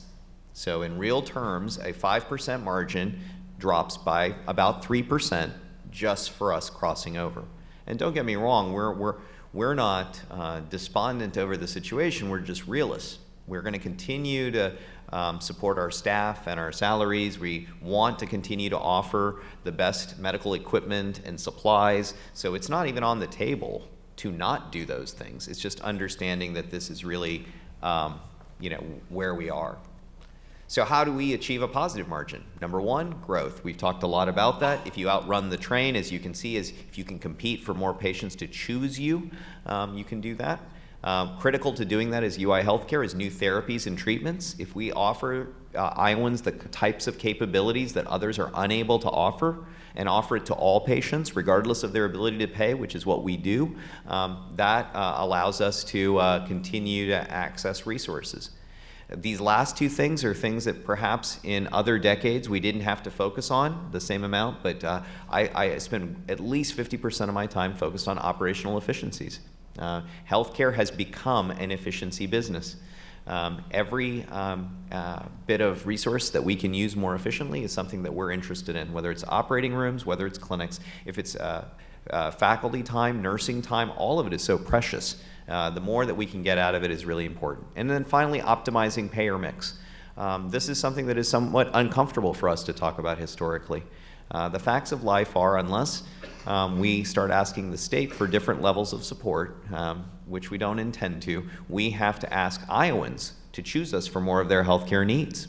It's a responsibility for us to earn the right to treat patients, not just when we are the only ones that offer that care, but in those moments where they could come to us or they could come to someone else, we'd like them to pick us. And that means that we're going to have to do better at being convenient. We're going to have to be better at being patient-centric. And those are things that we have to do to continue to manage this.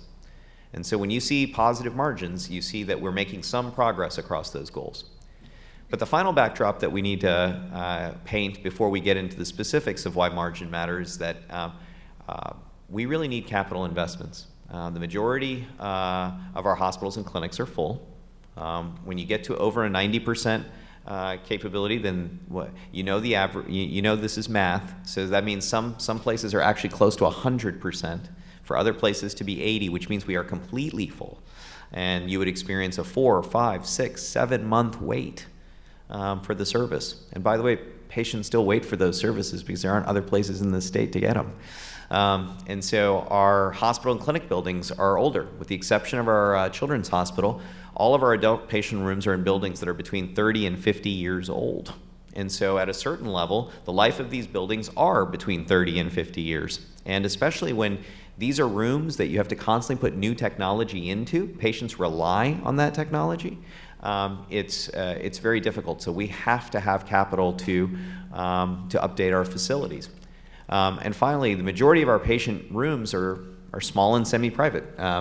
In 2019, going into a hospital room at a state-of-the-art facility and having a roommate is not meeting patients' expectations.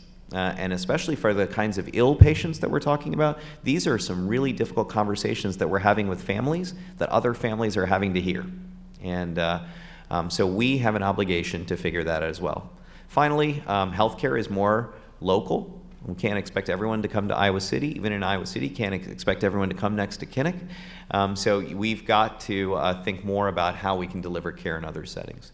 These are all things that are going to cost us money to do, which is why what we did was create a slide that really just shows across the top, if we wanted to keep the pace with replacing the equipment we need to, replacing the infrastructure we need to, staying on top of technology, and continuing to fund modest growth, those are the kinds of capital needs that we have.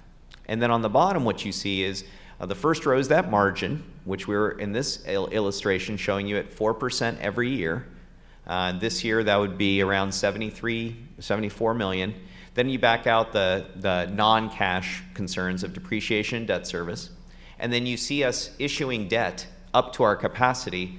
You can see that the money we make in terms of margin is fully needed to both continue to have this debt capacity and use this debt capacity to meet those needs. And what you can see is we're even short a little bit even when you do that. So privately, what I talk about is that we need actually better than a 4% margin to be in a safe place. Brad and I almost always talk about a number that begins with 5 at a minimum. We may not get there every year, but we are certainly shooting for that because that's what it requires for us to do this. So when I focus on this slide, this is all to say that when you see UI Healthcare maintain or have a goal, bless you, of a 4 to 5% margin, it is grounded in this reality that we have all of these capital needs and capital obligations that are necessary to maintain the level of care we have today and the level of financial independence we have today. Anything short of this would then cause us to further have aged facilities, further be unable to grow, and would really diminish our sustainability. The good news is we have a great team. We are in a great state where our community embraces us. We have an opportunity to train so many physicians and keep them in Iowa, taking care of Iowans. There's plenty of room for optimism and why we do think that a 4 to 5% margin is achievable. But every year there's a new headwind with a new title. And if it ain't coming out of Washington, D.C., it's coming out of here locally. So we want to manage our investments to make sure that we're really prudent with our resources. We want to focus on growth. When you hear subsequent board meetings, when you keep hearing, why does the UIHC team, why does Dr. Jackson keep bringing forward these ideas of why they need to keep growing and expanding, I wanted you to have some context that growth and expansion is really important for us to stand still. That it's not that we're getting away from our mission by growing. We are growing to keep our mission going. That's just the reality of it. And in the absence of strong margin generation, we're going to have to look at other sources, and I don't think other sources want to hear from us. So we aim to partner with our community because I think that one of the things that we want to do is be a trusted partner, and we know part of that promise is keeping healthcare affordable.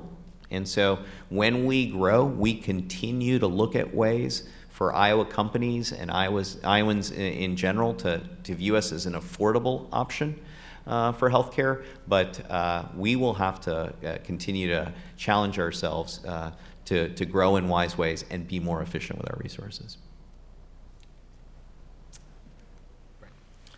All right. So I am going to highlight just some of the major assumptions that we have in next year's budget. And a little bit of color or context around some of them. So we've talked a little bit about the rate or the payer mix, and I think Suresh actually kind of foreshadowed here, but if you look on the top around our revenue, you can see the growth that we expect. Where we're going to put the inpatient and outpatient patients in our facility is something we're wrestling with every day.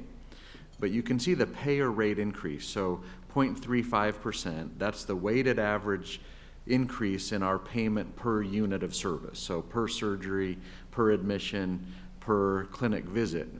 That's really a combination of the fact that our government patients, Medicare and Medicaid, actually we anticipate being paid less than we are in the current year, and that's offset by contractual increases that we have from Blue Cross Blue Shield and from the other commercial payers. So the weighted average is about a 0.35%. I'll come back to the charge increase. And then you can see on the bottom, our cost inputs then are all higher than our revenue inputs. And so what we have to do is gain economies of scale so that we can get to the number on the right is an operating margin of 3.9%. We're really, we feel like that's a minimum threshold given the rating agency expectations. Ideally, we will be actually higher than that if we can outperform our budget like we are this year. But these are the major kind of high-level assumptions that get built into our budget. And this is, I've been in healthcare now for almost 30 years, and often finance is called Chicken Little because we always talk about the headwinds and the difficulties. And the reality is this is an annual exercise. How do you get more efficient? How do you grow so that you can offset the fact that your costs are rising faster than your revenues? And I think we were doing a good job with that, but it is an ongoing challenge. This is a couple things just to give you context. We benchmark ourselves against other academic institutions through a group called Action OI. It's actually a third-party proprietary system. And this would show you where we compare against other academic hospitals in terms of the illness or the intensity of our patients. So we're at about the 70th percentile. You could look at a couple other metrics about the number of patients that come through our ED and others where we would be maybe in the top 5 or the 95th percentile. So we have very sick patients. On the other hand, when we compare ourselves and what we get paid per patient, we're down at the very low end. And this goes, I guess, to two things. The government payers tend to pay about the same amount, except that they will geographically adjust a payment. So a Medicare payment in New York is paid differently than a Medicare payment in Iowa. That simply reflects the cost of living and the other dynamics here. So we're going to be lower there, but it also reflects the fact that our contracts with other third-party payers or commercial contracts like Blue Cross and United tend to be on the very low end as well. And so we have this additional challenge where we're trying to balance very sick patients to a very low payment rate. And that requires us to be very efficient. It's not an option. So coming back then to prices, this I think is an annual request that we make to the board.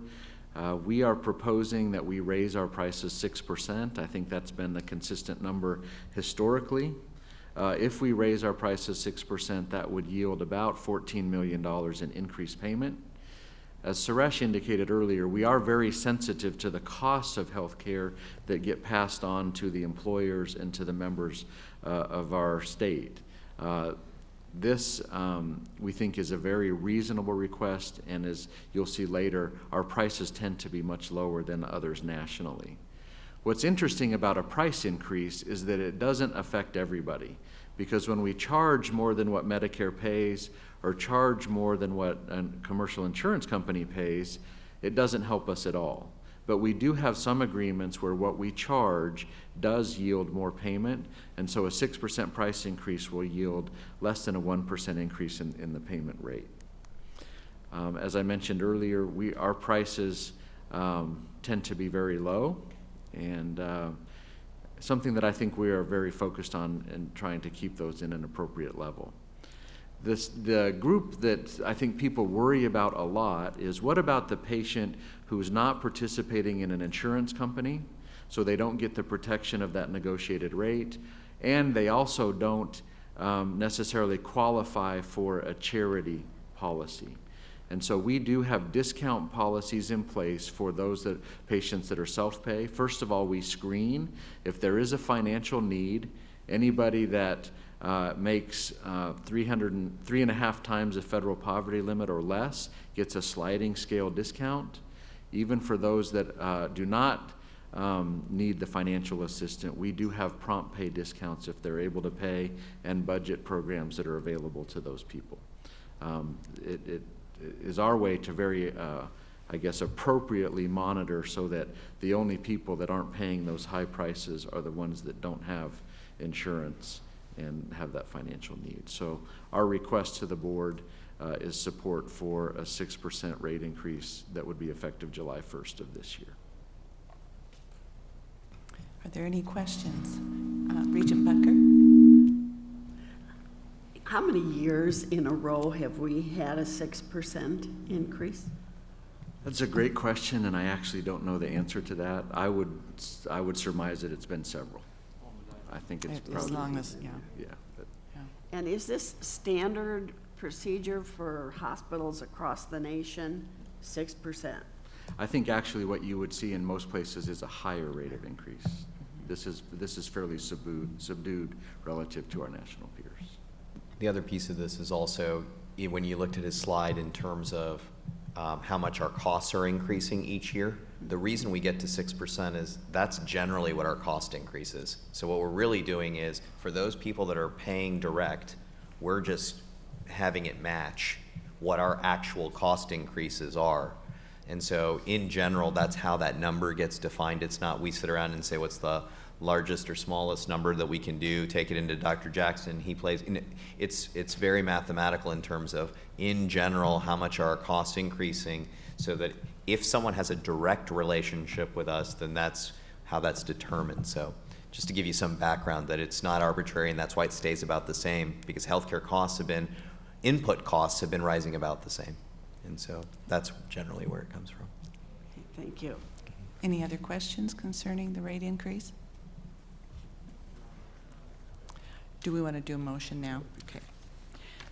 The committee is asked to recommend that the board approve the UIHC proposed rate increase of 6% for FY 2020. Do I have a motion and second? So moved. Second. Motion moved by Regent Johnson and seconded by Regent McKibben to recommend that the board, as UIHC trustees, approve a 6% rate increase at the University of Iowa Hospitals and Clinics effective July 1st, 2019. All those in favor say aye. Aye. Thank you. Aye. All right. Dr. Jackson? Okay. Thank you very much. I am now pleased to introduce today's faculty presenter, Noah Butler, Associate Professor in the Department of Microbiology and Immunology.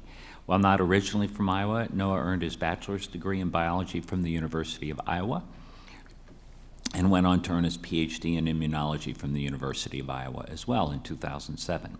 After completing postdoctoral studies at Iowa, he then went on to serve as assistant professor in the Department of Microbiology and Immunology at the University of Oklahoma Health Science Center until 2017, when we were fortunate enough to successfully recruit him back to the University of Iowa. Noah's research program, which is currently funded by 3 grants from the National Institutes of Health, is focused on identifying and developing new strategies to improve immunity against microbial infections, with specific emphasis on the parasitic disease malaria. Noah's work is revealing the molecular mechanisms that determine how infection and inflammation influence the formation of long-lived immune cell populations. He's published more than 28 research articles, review articles, and book chapters since starting his laboratory in 2012. In addition to his research, Noah is also committed to teaching undergraduate and graduate students and postdoctoral fellows.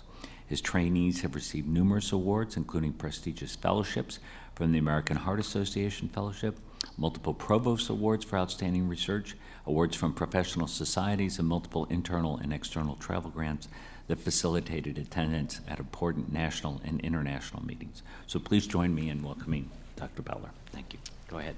Thank you, Dr. Jackson, and thank you to the members of the board for the opportunity to meet you and discuss, provide basically a large overview of what we're doing here at the University of Iowa. So as Dr. Jackson mentioned, we're really fundamentally focused on addressing the problem of malaria. So I want to start with acknowledgments first, I think. So I've got a really, really great group, a diverse group of hardworking individuals. The one thing that I think is worth pointing out is that about 50% of the members of my laboratory are undergraduates at this institution. And so our undergraduate students here are at the forefront, at the cutting edge of doing research that's really recognized globally. So this slide, I'll just start, right? There's a couple of pictures that show various aspects of this parasite's life cycle, but there's numbers that are illustrated here. And the number to the left there is really astronomical. And this number represents the number of people on Earth who are at risk, right? So in this number equates to nearly half the world's population. So the scope, the scale of this problem is extraordinarily large, and it has remained so for many, many decades. The number in the middle refers to how many new infections are reported each year. And again, reported infections, and so the number of actual infections is probably quite large too. And over to the right, we're looking at nearly 500,000, and this refers to the number of individuals who succumb to the infection each year. And most of those are children, sub-Saharan Africa, under 5. But it's such a huge number. In the brief time that we'll spend together here, about 120 kids are going to fall ill and die because of this infection. So it's a complicated pathogen. So in the upper left, we see, as many of you may recall from your own studies, that we know it's transmitted by bites from infected mosquitoes. And in the upper right, we see some of the parasitic forms that are essentially deposited into your skin when the mosquito feeds. In the lower right and the lower left, we see what the parasite is, its life cycle stage that ultimately causes the real clinical aspects, the disease that is malaria. And once it gets into red blood cells, so this is just a smear of red blood cells, you can see they're laden with parasites. Those parasites go in and they actually remodel their new home. So in the lower left, we see normal parasite or normal red blood cells, and to the left, we see this bumpy, disfigured, changed host cell.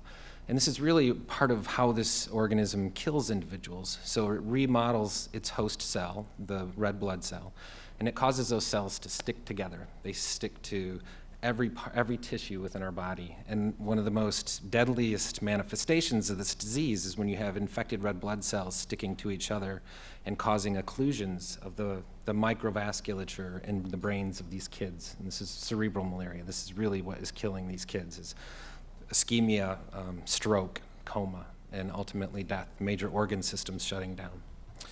So the things that are not illustrated here, one, we as a field have been working for 70 plus years on trying to develop a vaccine against this organism, and that has largely met with limited success. The other thing that's not illustrated here is that individuals in malaria endemic areas, should they be lucky enough to survive repeated bouts of malaria, never really mount a robust immune response that keeps them from getting infected every single transmission season. And so as a consequence, and this is a reason why this has been such a persistent problem, a lot of people are walking around as reservoirs. So these mosquitoes always can find new parasites and then transmit it to new kids. Okay. So these are the basic questions that we're addressing. Why haven't we been able to develop a vaccine against this disease? And why is it that individuals never really mount a robust protective immune response? As I mentioned, a lot of it has to do with how complicated this parasite is. And so this next slide, we won't go into the weeds here, but it illustrates a couple of things. There's multiple tissues within our bodies that serve as sort of reservoirs where the parasite can hide and replicate and change. So it's always dodging and evading our immune system. After the mosquito bites, the first place the parasite goes, labeled number 3, is to the liver. And it's there where one parasite can turn into 30,000 over the course of weeks. And so there's massive amplification too. Once the parasites complete their differentiation and development in the liver, they emerge, and then they go on to cause the clinical disease, where they start to infect a new target cell, the red blood cell. And all the clinical signs and symptoms of malaria are driven by that stage. So investigators here at the University of Iowa are examining all aspects of the parasite's life cycle. And this, I just want to illustrate this to make a couple of points. Let me see if I can get this to play. So this is a movie that depicts this green blob, which is essentially the parasites replicating in a liver cell.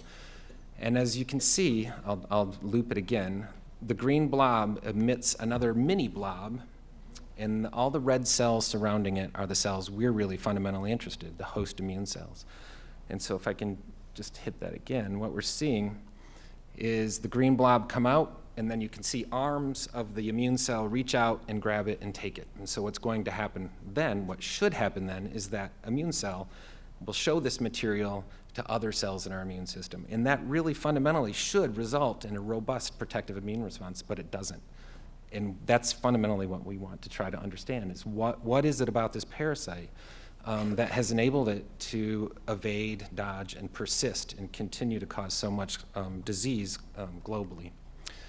So we have a couple of ideas about how and why this might be happening, and so we're sort of addressing these problems from three different approaches. One is that, and they all sort of are rooted in trying to understand fundamentally how this parasite interfaces with our immune system.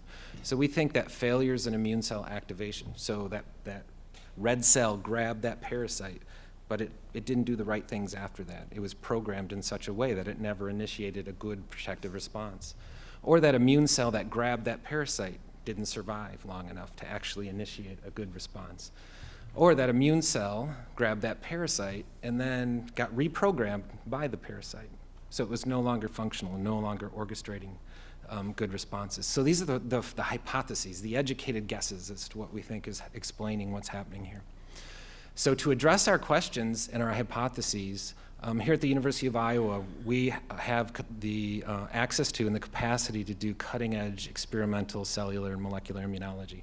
So basically what I mean by that is we're asking in exceedingly high resolution, much like that video, and I didn't point out that video, that was imaged in a living preclinically infected subject. So we have tools on campus where we can go in and take movies and ask what's happening spatially and temporally, as it happens during a real infection. So we have outstanding technologies here to help us look into these questions.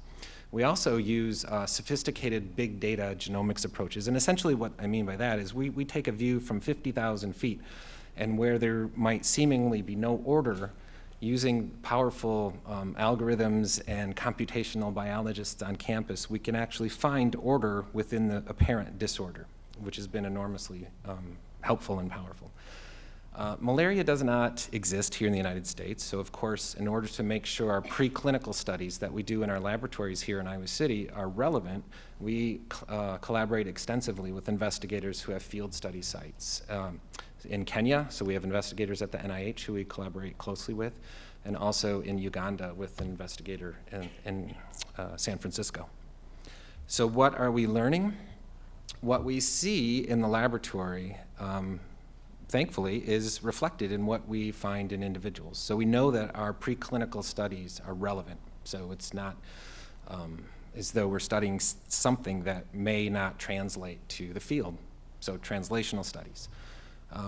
The other things that we're learning is that using these sophisticated high-resolution approaches, we're actually finding the genes, the specific proteins, exceedingly high resolution, programming circuits about how the immune system has been changed or skewed towards non-functional and non-protective responses. And the consequence of this, ultimately that bottom point, is that we are now identifying what are effectively molecular switches that can be targeted therapeutically, prophylactically, where we can go in and flip these switches and tip the balance back in favor of the host, turn the immune system back on. And there's irrelevance beyond malaria, okay? So a lot of the processes that we study in the context of malaria are also relevant to infections and disorders and diseases that affect individuals here in the state of Iowa, individuals within the United States and North America, okay? So chronic virus infections, cancer, leukemia, lymphoma. A lot of what we hear about, the Nobel Prize in medicine was given to an individual who's also looking at these molecular switches, so they're in the context of cancer. So there's a broader relevance to the work we're doing here at the University of Iowa. So I will stop there. Again, I just want to highlight that a large fraction of my research program is driven by highly talented undergraduates, which is very exciting. It's super exciting to see undergraduates get involved in high-powered research, and it actually makes them go and pursue research of their own, or medicine. So it's been great. And I have many, many collaborations here within the University of Iowa, and also at Iowa State University. There's investigators there who also study aspects of Plasmodium, drug discovery. And last but not least, all of the support I get from the state of Iowa and the College of Medicine, and also the Holden Comprehensive Cancer Center. So thank you for your attention. I appreciate it. Are there any questions? Thank you very much. We're lucky to have you in Iowa and the world. Thank you. Thank you. Thank you very much, Dr. Butler. That does conclude our All right, report for all today. right. Thank you very much. Is there any other business to come before the committee? If not, the committee is adjourned. Thanks to all the presenters and Regent Bates. I believe that we're going to break for lunch now, and it's 1:45. Let's see. We have to go, let's say we're going to reconvene at 1:30. We'll try to convene, we'll try to get back as soon as we can to 1:30. Yep. Thank you.